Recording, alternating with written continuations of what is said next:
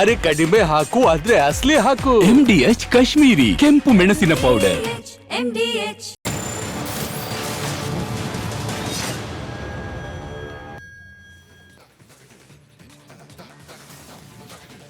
Good morning, ಇದು big morning. ನಾನು ಜಯಪ್ರಕಾಶ್ ಶೆಟ್ಟಿ. ಬಹಳ ದಿನಗಳ ನಂತರ ವಾಪಸ್ ಬಂದಿದ್ದೀನಿ. ನನ್ನ ಜೊತೆ ಇದ್ದಾರೆ ಶ್ರೀಲಕ್ಷ್ಮಿ. ಮುಂದಿನ 1 ಗಂಟೆಗಳ ಕಾಲ ರಾಜ್ಯ ದೇಶ ವಿದೇಶಗಳ 10 ಹಲವು ಸುದ್ದಿಗಳ ಜೊತೆ ನಿಮ್ಮ ಮುಂದೆ ಹಾಜರಾಗ್ತಾ ಇದ್ದೀವಿ. ಭಾಳ ಮುಖ್ಯವಾಗಿ ಗೃಹ ಸಚಿವ ಪರಮೇಶ್ವರ್ ಅವರ ಸಂಸ್ಥೆಗಳ ಮೇಲೆ ಇಡಿ ಅಧಿಕಾರಿಗಳು ದಾಳಿ ಮಾಡಿದ್ದಾರೆ. ರನ್ಯಾ ಜೊತೆಗೆ ಮತ್ತು ಪರಂ ಅವರ ಇನ್ಸ್ಟಿಟ್ಯೂಟ್ನಿಂದ 45 ಲಕ್ಷ ರೂಪಾಯಿ ರನ್ಯಾ ಅವರ ಅಕೌಂಟಿಗೆ ಹೋಗಿದೆ ಅನ್ನುವಂಥ ಕೆಲವು ಬೇರೆ ಬೇರೆ ವಿಚಾರಗಳೆಲ್ಲ ಭಾಳ ಬೆಳಕಿಗೆ ಬರ್ತಾ ಇದೆ. ನಿನ್ನೆ ರಾತ್ರಿ 11 ಗಂಟೆ ತನಕ ಮತ್ತು ಇವತ್ತು ಬೆಳಗ್ಗೆ 9 ಗಂಟೆಗೆ ಮತ್ತೆ ಇಡಿ ಅಧಿಕಾರಿಗಳಲ್ಲಿ ತನಿಖೆಯನ್ನು ಮಾಡ್ತಾ ಇದ್ದಾರೆ. ಸಾಕಷ್ಟು ಕುತೂಹಲ ಮೂಡಿಸ್ತಾ ಇದೆ ಆ ವಿಚಾರ. ಮತ್ತೊಂದು, ಬೆಳ್ಳಂದೂರು ಕೆರೆ ಗೊತ್ತಲ್ಲ, ಬೆಳ್ಳಂದೂರು ಕೆರೆಯ ನೀರು, ಕೆರೆ ನೀರನ್ನು ಕೆರೆಗೆ ಚೆಲ್ಲಿ ಅಂತ ಹೇಳ್ತಾರಲ್ಲ, ಆದರೆ ಕೆರೆಯ ನೊರೆಯನ್ನು ಎಲ್ಲಿ ಚೆಲ್ಲಬೇಕು ಗೊತ್ತಾಗ್ತಾ ಇಲ್ಲ. ಅಷ್ಟು ನೊರೆ ಆವತ್ತಿಂದ ಇವತ್ತಿನ ತನಕ ಅದರ ಬಗ್ಗೆ ಮಾತಾಡ್ತಾ ಇದ್ದೀನಿ. ಈ ಎಲ್ಲ ವಿಚಾರಗಳ ಬಗ್ಗೆ ಜೊತೆಗೆ ಡೊನಾಲ್ಡ್ ಟ್ರಂಪ್ ಮತ್ತೆ ಹೇಳಿದ್ದಾರಂತೆ, ಈ ಇಂಡಿಯಾ ಮತ್ತು ಪಾಕಿಸ್ತಾನ ವಾರ್ ನಿಲ್ಲಿಸಿದ್ದೆ ನಾನು, ಮತ್ತೆ ಬಡಾಯಿ ಕೊಚ್ಚಿಕೊಂಡಿದ್ದಾರೆ. ಮತ್ತೊಂದು ಕಡೆ ಬೆಂಗಳೂರಿನಲ್ಲಿ ಮಳೆ ಹೇಗೆ ಬಂದಿದೆ ಅಂತಂದರೆ, ನಿನ್ನೆ ಸಿಟಿ ರೌಂಡ್ಸ್ ಮಾಡುವಂಥ ಸಂದರ್ಭದಲ್ಲಿ ಒಂದು ಕಡೆ ಜನರನ್ನೆಲ್ಲ ಕೂಡಿ ಹಾಕಿದ್ದಾರಂತೆ, ಮುಖ್ಯಮಂತ್ರಿ ಬಳಿ ಹೋಗಬಾರ್ದು ಅಂತ. ಏನ್ರಿ ಇದು ಕತೆ? ಅವ್ರು ಮುಖ್ಯಮಂತ್ರಿಗಳ ಬಳಿ ಹೇಳಿದ್ರೆ ಇನ್ನು ಯಾರ ಬಳಿ ಹೋಗಬೇಕು? ಮುಖ್ಯಮಂತ್ರಿ ಅಲ್ಲಿ ಏನು ಫ್ಯಾಷನ್ ಶೋಗೆ ಬಂದಿರೋದಾ? ಮುಖ್ಯಮಂತ್ರಿ ಬಂದಿರೋದು ಜನರ ಸಮಸ್ಯೆಗಳನ್ನು ಆಲಿಸೋದಕ್ಕೆ.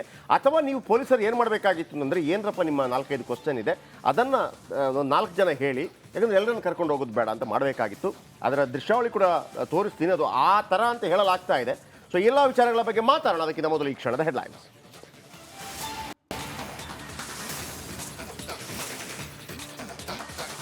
ಪರಮೇಶ್ವರ್ ಬೆನ್ನತ್ತಿದ ಗೋಲ್ಡ್ ಸ್ಮಗ್ಲಿಂಗ್ ಭೂತ. ಸಿದ್ಧಾರ್ಥ ಶಿಕ್ಷಣ ಸಂಸ್ಥೆಗಳಲ್ಲಿ ಮುಂದುವರೆದ ಇಡಿ ಶೋಧ. ರನ್ಯಾ ರಾವ್ಗೆ ಸಂಬಂಧಿಸಿ 16 ಕಡೆ ತಲಾಶ್.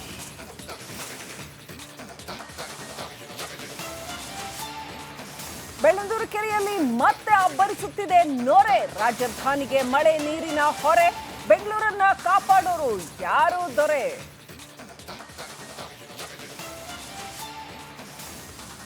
ಚಿತ್ತಾಪುರ ಐಬಿ ಮುಂದೆ ಮಧ್ಯರಾತ್ರಿ ಹೈ ಡ್ರಾಮಾ. MLC ನಾರಾಯಣಸ್ವಾಮಿ ಕಾರ್ಗೆ ಇಂಕೆರಚಿ ಆಕ್ರೋಶ. ಕಾಂಗ್ರೆಸ್ ಗೂಂಡಾಗಿರಿಗೆ ಬೆದರಲ್ಲ, ಬಿಜೆಪಿಯಿಂದ ಟ್ವೀಟ್.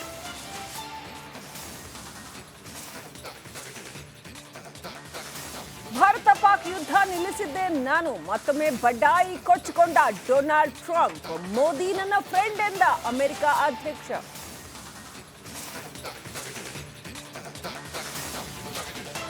ಕೆಲವೇ ಕ್ಷಣಗಳಲ್ಲಿ ನಲ್ ಏರ್ಬೇಸ್ಗೆ ಪ್ರಧಾನಿ ಮೋದಿ ಭೇಟಿ. ಸೈನಿಕರೊಂದಿಗೆ ಆಪರೇಷನ್ ಸಿಂಧೂರ್ ಸಂಭ್ರಮ. ಗಡಿಯಲ್ಲಿ ನಿಂತು ಪಾಕ್ಗೆ ಮತ್ತೊಂದು ವಾರ್ನಿಂಗ್.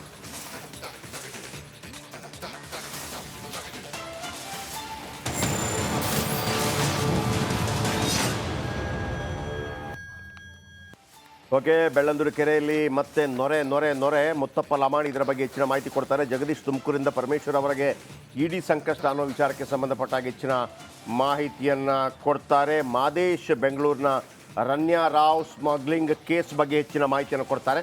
ಸೊ ಹಾಗಿದ್ರೆ ಬನ್ನಿ, ಮೊದಲನ ಸ್ಟೋರಿ ನಮಗೆ ಪರಮೇಶ್ವರ ಬೆನ್ನತ್ತಿದ ಗೋಲ್ಡ್ ಸ್ಮಗ್ಲಿಂಗ್ ಭೂತ. ಏನಾಗ್ತಾ ಇದೆ ಅವರ ಇನ್ಸ್ಟಿಟ್ಯೂಟ್ನಲ್ಲಿ, ಸಿದ್ಧಾರ್ಥ ಇನ್ಸ್ಟಿಟ್ಯೂಟ್ನಲ್ಲಿ ತಗೋತಾರೆ ಶ್ರೀಲಕ್ಷ್ಮಿ. ಗೃಹ ಸಚಿವ ಪರಮೇಶ್ವರ್ ಅವರಿಗೆ ಸೇರಿದ 3 ಸಂಸ್ಥೆಗಳ ಮೇಲೆ ಇವತ್ತು ದಾಳಿಯಾಗಿದೆ. ಅಲ್ಲಿ ಸರ್ಚ್ ನಡೀತಾ ಇದೆ. ಇಡಿ ಟೀಮ್ ಶಾಕ್ ಕೊಟ್ಟಿದೆ. ಇವತ್ತು ಬೆಳಗ್ಗೆ 6 ಗಂಟೆಯಿಂದ ನಿರಂತರವಾಗಿ ಶೋಧವನ್ನು ಮುಂದುವರಿಸಿದೆ. 2ನೇ ದಿನಾನೂ ಕೂಡ, ನೆನ್ನೆಯಿಂದನೇ ಸರ್ಚ್ ಆಪರೇಷನ್ ನಡೀತಾ ಇದೆ. ಇವತ್ತು 2ನೇ ದಿನವೂ ಕೂಡ ಕಂಟಿನ್ಯೂಸ್ ಆಗಿ ಸರ್ಚ್ ಆಪರೇಷನ್ ಮುಂದುವರಿತಾ ಇದೆ. 3 ಸ್ಥಳಗಳಲ್ಲಿ ತಲಾಶ್ ನಡೀತಾ ಇದೆ. ಕುಣಿಗಲ್ ರಸ್ತೆಯ ಸಿದ್ಧಾರ್ಥ ತಾಂತ್ರಿಕ ಮಹಾವಿದ್ಯಾಲಯ, ಹೆಗ್ಗೆರೆ ಬಳಿ ಇರತಕ್ಕಂಥ ಸಿದ್ಧಾರ್ಥ ಮೆಡಿಕಲ್ ಕಾಲೇಜು ಹಾಗೂ ಕ್ಯಾತ್ಸಂದ್ರ ಬಳಿಯ ಪರಮೇಶ್ವರ್ ಅವರ ಸಿದ್ಧಾರ್ಥ ಎಂಜಿನಿಯರಿಂಗ್ ಕಾಲೇಜು, 3 ಕಡೆ ಸರ್ಚ್ ನಡೀತಾ ಇದೆ. ನಿನ್ನೆ ರಾತ್ರಿ 11 ಗಂಟೆವರೆಗೂ ಅಧಿಕಾರಿಗಳು ಸರ್ಚ್ ಮುಂದುವರಿಸಿದ್ರು, ಪರಿಶೀಲನೆ ಮಾಡಿದ್ರು, ದಾಖಲೆಗಳನ್ನು ಹುಡುಕಿದ್ರು. ಇದರಲ್ಲಿ ವಿಶೇಷ ಇರುವಂಥದ್ದು, ಪರಮೇಶ್ವರ್ ಅವರಿಗೆ ಸೇರಿದ ಶಿಕ್ಷಣ ಸಂಸ್ಥೆಗಳು, ಅದರ ಮೇಲೆ ಇಡಿ ದಾಳಿ ಅಂತ ಮಾತ್ರವಲ್ಲ, ರನ್ಯಾ ರಾವ್ ಗೋಲ್ಡ್ ಕೇಸ್ಗೆ ಸಂಬಂಧಪಟ್ಟಂತೆ ಇದರ ಲಿಂಕ್ ಇದೆ ಅನ್ನುವಂಥದ್ದು.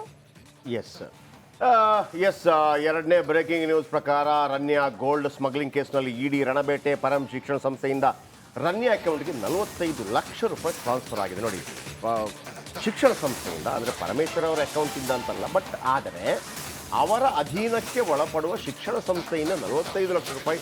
ರನ್ಯೇನು ಟೀಚರ್, ರನ್ಯೇನು ಪ್ರೊಫೆಸರ್, ಹೆಂಗೋಯ್ತು? ಹೂಡಿಕೆ ಸತ್ಯವಾದರೆ ಗೃಹ ಮಂತ್ರಿಗೆ ಖಂಡಿತವಾಗ್ಲೂ ಸಂಕಷ್ಟ ಫಿಕ್ಸ್ ಆಗುತ್ತೆ. ರನ್ಯಾಗೆ ಸಂಬಂಧಪಟ್ಟ 16 ಕಡೆ ಇಡಿ ಟೀಮ್ನಿಂದ ದಾಳಿಯಾಗಿದೆ. ಚಿನ್ನಾಭರಣ, ಚಿನ್ನದ ಬಿಸ್ಕಿಟ್ ಮಾರಾಟಗಾರರು, ಮಧ್ಯವರ್ತಿಗಳ ಮನೆಗಳ ಮೇಲೆ ಕೂಡ ಇಡಿ ಟೀಮ್ ದಾಳಿ ಮಾಡಿದೆ. ರನ್ಯಾರಿಂದ ಚಿನ್ನಾಭರಣ ಖರೀದಿ ಮಾಡಿದ ಬಗ್ಗೆ ತಪ್ಪೊಪ್ಪಿಗೆ, ಕಂಪನಿಗಳ ಹೆಸರಲ್ಲಿ ಹವಾಲಾ ದಂಧೆ ನಡೆಸಿರೋದು ಪತ್ತೆಯಾಗಿದೆ. ಇಡಿ ಅಧಿಕಾರಿಗಳಿಂದ ಮುಂದುವರೆದಿರುವ ತನಿಖೆ. ನೋಡಿ, ಈ ರನ್ಯಾರಾವ್ ಆಕೆ ಏನು ಒಂದು ವಿವಾಹ ಕಾರ್ಯಕ್ರಮಕ್ಕೆ ಕೂಡ ಪರಮೇಶ್ವರ್ ಬಂದಿದ್ದರು, ಒಂದು ಬೇರೆ ವಿಚಾರಕ್ಕೆ ಸಂಬಂಧಪಟ್ಟ ಹಾಗೆ, ಆಕೆಯ ಮದುವೆಗೆ. ಒಂದು ಎರಡನೇದು ಸಾಧಾರಣವಾಗಿ ಇದ್ದೇ ಇರುತ್ತೆ, ನಾವು ಅದನ್ನು ಆ ಥರ ಸಂಶಯ ಮಾಡೋಕ್ಕಾಗಲ್ಲ. ಸಾಧಾರಣವಾಗಿ ಒಬ್ಬ ಸೆಲೆಬ್ರಿಟಿಗಳನ್ನು ಕರೀತಾರೆ, ಅಥವಾ ನಾವು ನಮ್ಗೆ ಗೊತ್ತಿರೋ MLA MP ಯಾರನ್ನಾದರೂ ಕರಿತೀವಿ, ಅದು ಬೇರೆ ವಿಚಾರ. ಆದರೆ ಶಿಕ್ಷಣ ಸಂಸ್ಥೆಗಳ ಮೇಲೆ ಇಡಿ ದಾಳಿ ಕಾಮನ್. ಭಾಳ ದೊಡ್ಡ ಶಿಕ್ಷಣ ಸಂಸ್ಥೆ, ಅಲ್ಲಿ ಭಾಳಷ್ಟು ದೊಡ್ಡ ಹಣಕಾಸಿನ ವ್ಯವಹಾರಗಳಾಗತ್ತೆ. ಅದು ಒಂದು ಕಡೆ. ಶ್ರೀಲಕ್ಷ್ಮಿ ಒಂದು ಮಾತನ್ನು ಹೇಳ್ತಾ ಇದ್ರು, ಅದಕ್ಕೂ ಈ ರನ್ಯಾರಾವ್ ಚಿನ್ನ ಸ್ಮಗ್ಲಿಂಗ್ ಕೇಸ್ಗೂ ಲಿಂಕ್ ಇರೋದಿದೆಯಲ್ಲ. ಯಾಕಂದರೆ ಈಗಾಗಲೇ ಅನೇಕ ಘಟಾನುಘಟಿ ಕಾಂಗ್ರೆಸ್ ನಾಯಕರುಗಳ ಹೆಸರುಗಳು ರನ್ಯಾರಾವ್ ಹೆಸರಲ್ಲಿ ತಳಕಾಕೊಂಡಿದೆ. ಕುಲಕರ್ಣಿಯವರು ಧಾರವಾಡದಲ್ಲಿ, ಆ ನಂತರ ಮಳವಳ್ಳಿ MLA ಹೆಸರುಗಳು ಕೂಡ ಸ್ವಲ್ಪ ಮಟ್ಟಿಗೆ ಕೇಳಿ ಬಂದಿತ್ತು. ಆಮೇಲೆ ಇನ್ನಿತರ ನಾಯಕರು, ಯಾರು DK ಸುರೇಶ್ ಅವರ ಹೆಸರಲ್ಲಿ ಒಬ್ಬಾತ ಫಿಲ್ಮ್ ಆ್ಯಕ್ಟ್ರು ಹೆಸರು ಹೇಳಿ ಹೆಂಗೆ ಇದು ಅಂತೇಳಿ 16 kg 20 kg ವಗೇರೆ ವಗೇರೆ ಎಲ್ಲೇ ವಿಚಾರಕ್ಕೆ ಸಂಬಂಧಪಟ್ಟಾಗೆ ಅಲ್ಲ, ಇದು ರನ್ಯಾ ಕೇಸ್ಗೆ ಸಂಬಂಧಪಟ್ಟಾಗೆ.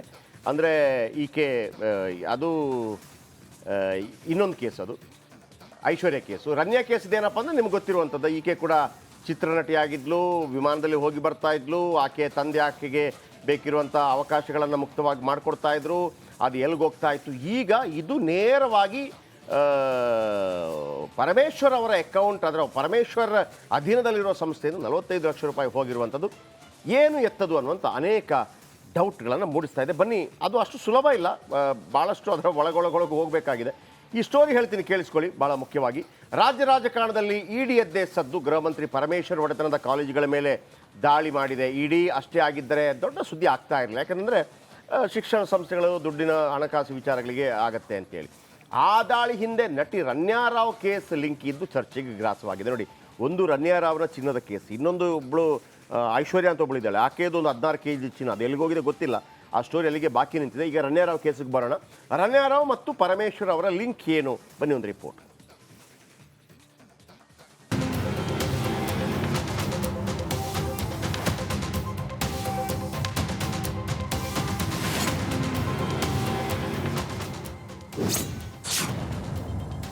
ಗೃಹ ಸಚಿವ ಡಾಕ್ಟರ್ ಜಿ ಪರಮೇಶ್ವರ್ಗೆ ಇಡಿ ಸಂಕಟ. ಸಿದ್ಧಾರ್ಥ್ ಕಾಲೇಜಿನಲ್ಲಿ ಸಿಕ್ಕಿದ ಮಹತ್ವದ ಮಾಹಿತಿ. ನಟಿ ರನ್ಯಾರಾವ್ ವಿದೇಶದಿಂದ ಗೋಲ್ಡ್ ಸ್ಮಗ್ಲಿಂಗ್ ಕೇಸ್ ಸಂಬಂಧ ಗೃಹ ಸಚಿವ ಡಾಕ್ಟರ್ ಜಿ ಪರಮೇಶ್ವರ್ ಒಡೆತನದ ಕಾಲೇಜಿನ ಮೇಲೆ ಇಡಿ ದಾಳಿ ನಡೆಸಿ ಶೋಧ ಕಾರ್ಯಾಚರಣೆ ಮಾಡ್ತಾ ಇದೆ. ನಿನ್ನೆ ಬೆಳಗ್ಗೆ 8 ಗಂಟೆಯಿಂದ ಪರಮೇಶ್ವರ್ ಶಿಕ್ಷಣ ಸಂಸ್ಥೆಗಳಲ್ಲಿ ಜಾರಿ ನಿರ್ದೇಶನಾಲಯದ ಅಧಿಕಾರಿಗಳು ಶೋಧ ಕಾರ್ಯವನ್ನ ಮಾಡ್ತಿದ್ದಾರೆ. ತುಮಕೂರಿನ ಹೆಗ್ಗೆರೆ ಬಳಿ ಇರುವ ಸಿದ್ಧಾರ್ಥ ಮೆಡಿಕಲ್ ಕಾಲೇಜು ಹಾಗೂ SSIT ಇಂಜಿನಿಯರಿಂಗ್ ಕಾಲೇಜು, ಟಿ ಬೇಗೂರಿನ ಮೆಡಿಕಲ್ ಕಾಲೇಜು ಕಳೆದ ವರ್ಷವಷ್ಟೇ ಖರೀದಿ ಮಾಡಿದ್ದ HMS ಇಂಜಿನಿಯರಿಂಗ್ ಕಾಲೇಜಿನಲ್ಲಿ ದಾಖಲೆಯನ್ನು ಪರಿಶೀಲನೆ ಮಾಡುತ್ತಿದ್ದಾರೆ.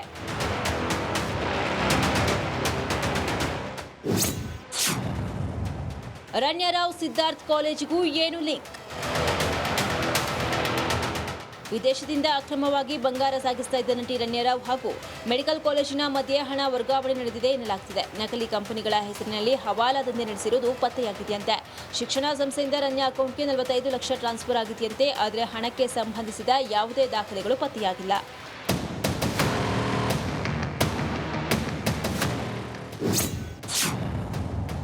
ಪರಮೇಶ್ವರ್ ಮೇಲಿನ ಇಡಿ ದಾಳಿ ರಾಜಕೀಯ ಪ್ರೇರಿತ. ಪರಮೇಶ್ವರ್ ಅವರು ಗೃಹ ಮಂತ್ರಿಗಳು, ಅವರು ಒಬ್ಬ ದಲಿತ ನಾಯಕರು, ಕರ್ನಾಟಕದಲ್ಲಿ ಪ್ರಮುಖ ನಾಯಕರು. ಅವ್ರ ಮೇಲೆ ನನಗೆ ಅನಿಸುತ್ತೆ ಸೇಡನ್ ರಾಜಕೀಯ ಮಾಡಿದ್ದಾರೆ ಅಂತ ಅನಿಸುತ್ತೆ. ದಲಿತ ನಾಯಕ ಎಲ್ಲ ಈಗ ಟಾರ್ಗೆಟ್ ಮಾಡದೆ ಬಡವರನ್ನ, ದಲಿತರನ್ನ, ಹಿಂದುಳಿದವ್ರನ್ನ, ಕಾಂಗ್ರೆಸ್ನವ್ರನ್ನ. ನೋಡಪ್ಪ, ಆ ಥರ ಎಜುಕೇಷನ್ ಇನ್ಸ್ಟಿಟ್ಯೂಷನ್ಸ್ ಮೇಲೆ ಮಾಡೋಂಥದ್ದು ಏನಿದೆ, ಸೊ ನನಗೆ ಸರಿಯಾಗಿ ಮಾಹಿತಿ ಇಲ್ಲ. ನಾನು ಅದನ್ನು ತಿಳ್ಕೊಂಡು ನಾನು ರಿಯಾಕ್ಟ್ ಮಾಡ್ತೀನಿ ಅದ್ರ ಬಗ್ಗೆ. ಸರ್ಕಾರಕ್ಕೆ ಕುತ್ತು ತರುತ್ತಾ ಕಳ್ಳ ಚಿನ್ನ.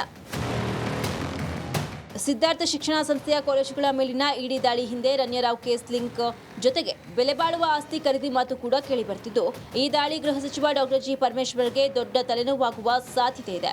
ಸರ್ಕಾರಕ್ಕೂ ಕುತ್ತಾಗಬಹುದು.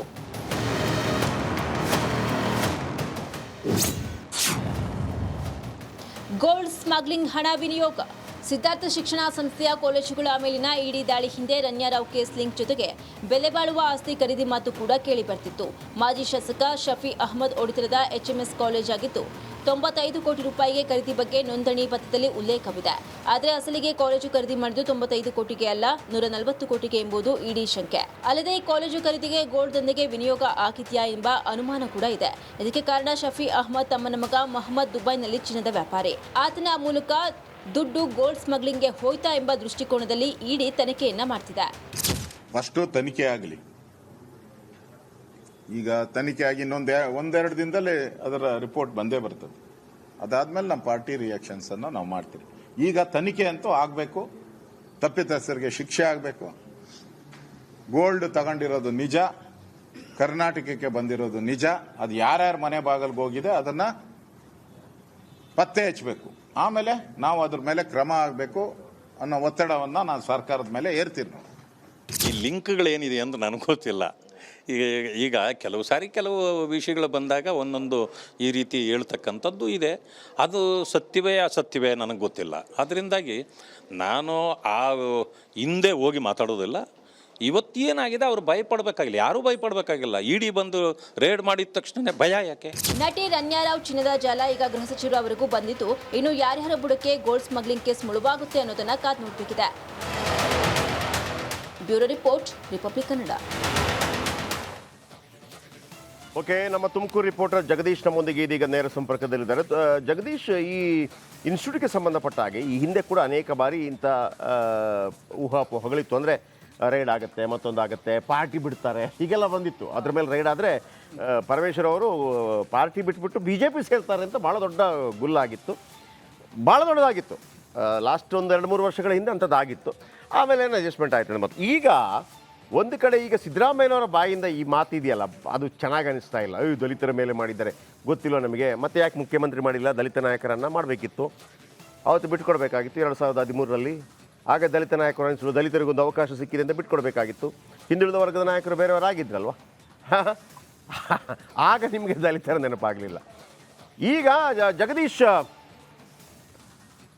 ಮತ್ತೆ ತಪಾಸಣೆ ಶುರುವಾಗಿದೆ ಅಲ್ಲಿ, ನಂಬರ್ 1. ಎರಡನೇದು ರಣ್ಯಾ ಕೇಸ್ ಲಿಂಕ್ ಇದೆಯಲ್ಲ, ಇದು ಎಷ್ಟು ದೊಡ್ಡ ಮಟ್ಟದಲ್ಲಿ ಪರಮೇಶ್ವರ್ ಅವರ ಪಾಲಿಗೆ ಮುಳುವಾಗ್ಬೋದು. ಯಾಕೆಂದರೆ ಪರಮೇಶ್ವರ್ ಅವ್ರದ್ದು ಇಲ್ಲಿ ತನಕ ಈ ವಾದ ವಿವಾದಗಳಲ್ಲೆಲ್ಲ ಸಿಕ್ಕಾಕೊಟ್ಟು ಭಾಳ ಕಡಿಮೆ ಅವ್ರದ್ದು ಅಂಥದ್ರಲ್ಲಿ. ಅವರನ್ನು ಎಷ್ಟೇ ನಾವು ಅವರನ್ನು ಏನು ಗೊತ್ತಿಲ್ಲ ಪರಮೇಶ್ವರ್ ಮತ್ತೊಂದು ಟೀಕೆ ಟಿಪ್ಪಣಿ ಮಾಡಿದ್ರು ಕೂಡ ಆಮೇಲೆ ಮತ್ತೊಬ್ಬ ಸಜ್ಜನ ರಾಜಕಾರಣಿ ಅವರು, ಅದರಲ್ಲಿ ಎರಡು ಮಾತಿಲ್ಲ. ಬಟ್ ಇದೆಯಲ್ಲ, ದೊಡ್ಡ ಕಳಂಕವನ್ನು ತಂದೊಡ್ಬೋದು. ಅದು ಕೂಡ ಯಾವಾಗ ಮುಂದಿನ ನಿರ್ಮಾಣಗಳಲ್ಲಿ ಏನು ದಲಿತ CM ಆಗಬೇಕು ಅನ್ನೋಂಥ ಚರ್ಚೆಗಳು ಬರುವಂಥ ಸಂದರ್ಭದಲ್ಲಿ ನನಗೆ ಏನೇನೆಲ್ಲ ತಲೆಯಲ್ಲಿ ಒಳಿತಾ ಇದೆ. ಇದು ರಾಜಕೀಯ ಪ್ರೇರಿತನ ಅಥವಾ ಸ್ವಪಕ್ಷೀಯರ ರಾಜಕೀಯ ಪ್ರೇರಿತನ?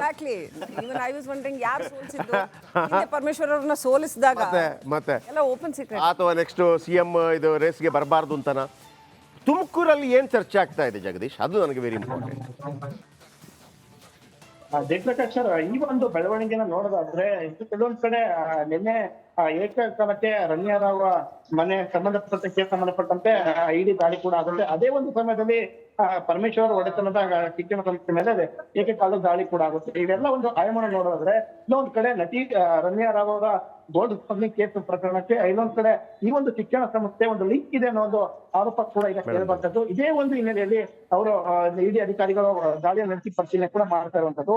ಎಲ್ಲಾ ಆಯಾಮದ ನೋಡೋದ್ರೆ ಇನ್ನೊಂದ್ ಕಡೆ ತುಮಕೂರಿನ ಜನರು ಕೂಡ ಮಾತಾಡ್ತಿರುವಂತದ್ದು ಅಂದ್ರೆ ಈ ಒಂದು ಕಾಲೇಜಿನಲ್ಲಿ ಅಂದ್ರೆ 2019ರಲ್ಲಿ IT ರೈಟ್ ಕೂಡ ಆಗುತ್ತೆ. ಅಂದ್ರೆ ಎಲ್ಲಿ ಕಾಲೇಜಿನಲ್ಲಿ ಸೀಟ್ ಬ್ಯಾಕ್ಸಿಂಗ್ ಈಗ ದಂಧೆ ಆರೋಪ ಇದೆ ಅಂತ ಕೂಡ ಒಂದು ಆರೋಪ ಇತ್ತು. ಇದೇ ಒಂದು ಹಿನ್ನೆಲೆಯಲ್ಲಿ 2019ರಲ್ಲಿ IT ದಾಳಿ ಆಗುತ್ತೆ. ಆದ ನಂತರ ಈ ಒಂದು ಪ್ರಕರಣಗಳು ಯಾವುದು ಕೂಡ ಈ ಒಂದು ಕಾಲೇಜಿನಲ್ಲಿ ಇದೇ ಮೊದಲ ಬಾರಿಗೆ ಇಡಿ ಅಧಿಕಾರಿಗಳು ಶಿಕ್ಷಣ ಸಂಸ್ಥೆ ಮೇಲೆ ದಾಳಿಯನ್ನು ಕೂಡ ಮಾಡಿರ್ತಕ್ಕಂಥದ್ದು.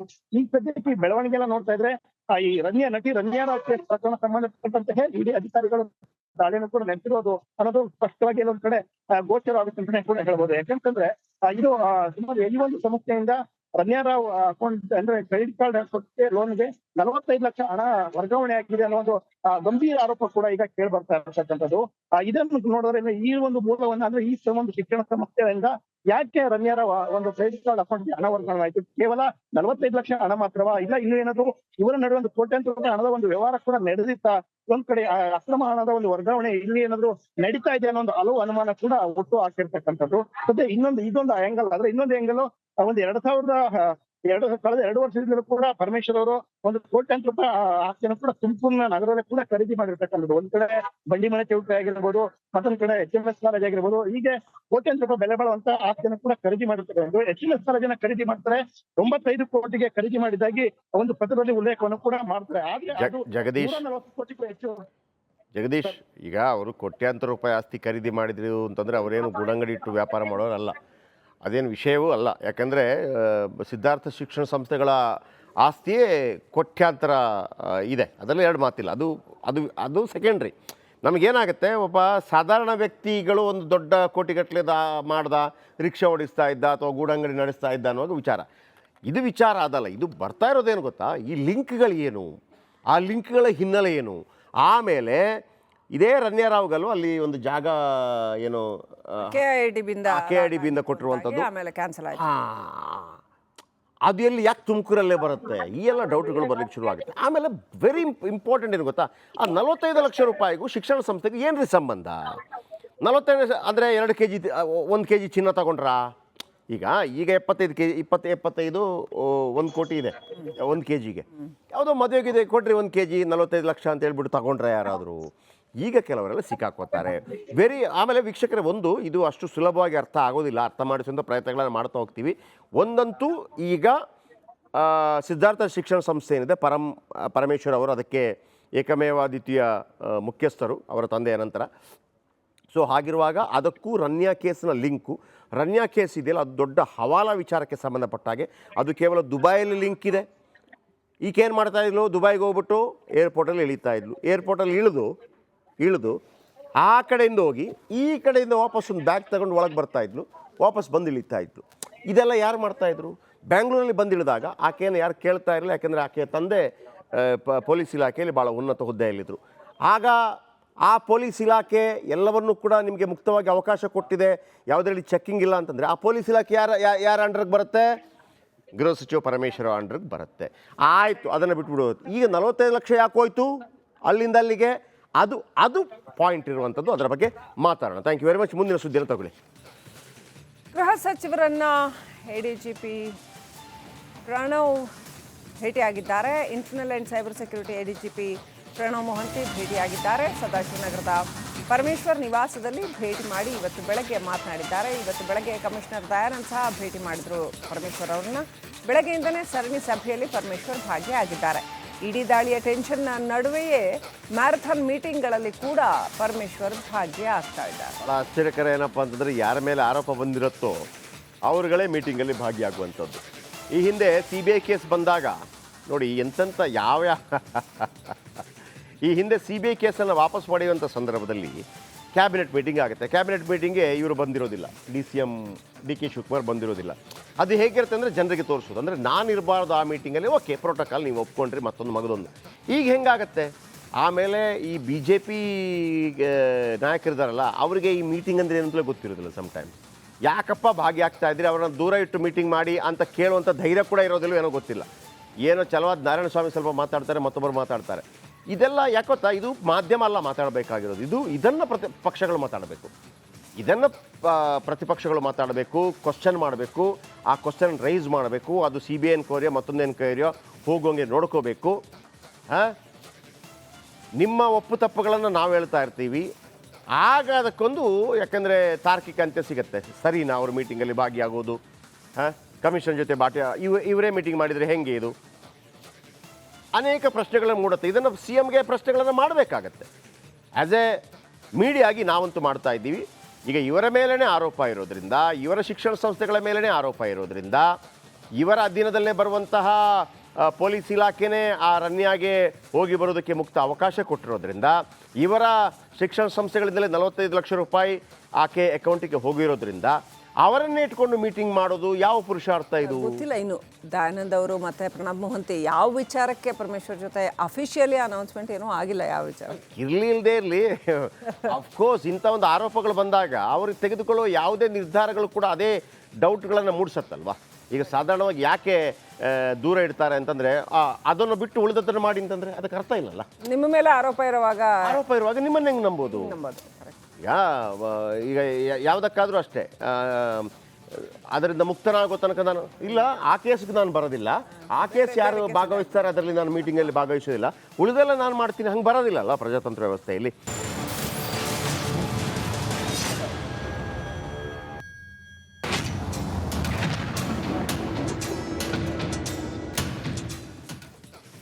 ಕಾಪಾಡಿ ಕಾಪಾಡಿ ಕಾಪಾಡಿ ಅಂತ ಯಾರು ಕೂಕೋತಾ ಇದ್ದಾರೆ. ಯಾರು ಅಂತ ನೋಡಿದ್ರೆ none other than city of Bengaluru, ಮಾಯಾನಗರಿ ಬೆಂಗಳೂರಿಗೆ ಕಂಟಕ. ಬೆಳ್ಳಂದೂರು ಕೆರೆಯಲ್ಲಿ ಮತ್ತೆ ನೊರೆ ಸ್ಫೋಟಗೊಂಡಿದೆ. ಬೆಳ್ಳಂದೂರು ಕೆರೆಯನ್ನು ಕಾಪಾಡೋರು ಯಾರು ಅನ್ನೋ ಪ್ರಶ್ನೆ. 20 ವರ್ಷಗಳ ಸಮಸ್ಯೆ.